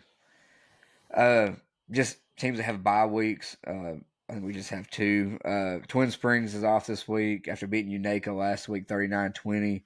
Their quarterback, Clay Ross, was fresh off the clocks player of the week. He rushed for 267 yards and had 4 touchdowns. And Grundy is also off this week after falling to Ridgeview 46-0. Grundy only had 95 yards of offense in that one. So they'll look to regroup next week as they travel to Patrick Henry, which I think will be a good game. I think that I expect Ridgeview to beat Grundy, but to hold them to that low on the offensive side with Logan Lester and them over at Grundy, it kind of surprised me a little bit. But I think seeing Logan and that roster against Patrick Henry next week will be a fun matchup. But Mar, that's kind of it for a week 3 slate. Do you want to kind of throw out your rankings? Well, this is like I said, it was just nothing really to go on yet early in the year, but just based off of last year and what we've seen so far this year, I have a better idea of what I think is going to happen in 2A right now at the moment. Again, it's just I think there could be some dark horses in 2A that sneak in, but right now it's kind of probably boring picks because I've what people might think. But I got Graham, Union, Ridgeview. I'm gonna throw Tazewell in there for now. Graham and Union to me, put them 2 there. Then you got a second tier that Ridgeview, Tazewell, maybe even Lebanon, maybe Virginia High, maybe Gate City. It's like a lot of teams there that could fluctuate, but everybody's chasing Union and Graham right now. But that's my 4 for 2A. my single A, I think Rye Cove is, as far as I'm concerned, might be the best all around that so far that I've seen. And I've not even really watched them play yet. It's just based off of last year. Patrick Henry, I think, I know they've lost, I know they're 0-2, but I think they've played two tough teams. I just think Barrett can change the game. I think if they get healthy, I think they're going to be good. So I'm going to throw them in there. I think East Side the same way. I think they run the ball very well. They play real good defense. Again, I'm not sure about the quarterback what that injury was. If he's out, if it's serious, I'm not sure. I still have them in there. And honestly, I don't know who to pick it for. I think Honaker could be the team. Chilhowie could be, that team. Maybe even we talk about Roar Tree. I don't know. I'm not sure which one of those to go with. I'm gonna go with Honaker this time, just because I know what they got. I know they got music still, and both brothers, and that's a lot to start with. I mean, Twin Springs maybe could make some noise there. Maybe I wouldn't have thought so starting out the year what they lost, but they've looked decent so far. But I'm gonna go with Rye Cove, Patrick Henry, East Side, and take your pick out of those other ones. I really don't know enough about them to make a great guess, but I'm going with Honaker because it's two I know the best. Yeah, I don't think anybody can really argue with those. And I don't want to jinx it. Well, not jinx it, but I still say, people might think I'm crazy. I'm not saying to compete to win the region, but to me in that mix mid-pack and move into maybe a top four situation, maybe host a playoff game, I wouldn't sleep on Grundy. I still think, not saying they're going to be world beaters, but I just throwing it out there. I wouldn't sleep on them if I was. I think that that matchup next week is going to be very interesting to see. Who they got next? Who'd you say? Because that'll tell you a lot about. That'll be a good measuring stick. That'll tell you a lot about where they're actually at this year, and if they have the line up front to do things. Because obviously Logan Lester's very good. I mean, you can't be, and I think they got some pieces around him that could be good. So it'll be good next week. We'll figure more out. Look at the rest of the slate for next week, but that might be your early game of the week, possibly. I know maybe not record and stuff, but I think as far as being a good game and some of the stars you'll see out there, I think it could be close. Was this week 3 in high school? Yeah, we are technically in week 3. Grundy started off Ridgeview in 3A at Carroll County and 2A Ridgeview. So it's not a good measuring stick for what they got. I mean, nobody really knows. Patrick Henry, 2A and 2A. You're going to have 2-0-2 teams, possibly 1-2 for Patrick Henry, but I think that'll finally maybe you can see a little more. I agree. I think that kind of covers everything. It's been a while not. You all won't get to see everything that's kind of took place and not had a lot of technical difficulties and stuff like that. But that comes with running off of technology and doing the things that we do. But we were very thankful for the patience for the players and stuff that were on. I had to work through some technical stuff, and we were able to get them. Thankful for the coaches that we pushed some stuff back, and everybody was super respectable about it, and they were excited to still come on. And so I think we've had a great episode.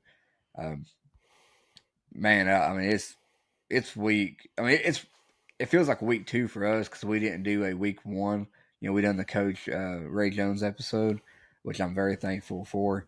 But this is like our week 2 in a way, but week 3 in the season, and it feels like it's already. It feels like playoff time in some aspects. Maybe it's because Honaker and Rye Cove's getting ready to happen right down the road, but just some big games, and I'm loving every minute of it. I wish we had more time. I meant to bring this up earlier. We couldn't have really talked about it because we were kind of cramming everything in anyway. The Virginia Mountaineers Facebook has been throwing out some lists that they want. Well, they ain't been throwing out lists. They've been asking people to list their top whatever, and it's been getting a lot of attention. And I need to address it with you and talk about it. Not tonight. Okay. We will at some point. I do want to get into that. And that's always a good topic of debate. And I think that I mentioned it whenever it was whenever Coach Edwards was talking about Tartar. I mentioned we would like to do something talking about the history of Richlands football with some of those guys that have been around. And I'm sure a lot of those conversations will come up even out there, top players ever. I would like to have the same thing with Grundy and other schools, like getting some old heads there and just talking about the history and maybe the best players to ever play there. Did you notice none of them? I mean, I think there was a couple of Brady named everybody seemed like they could think of, but neither one of them named Caleb.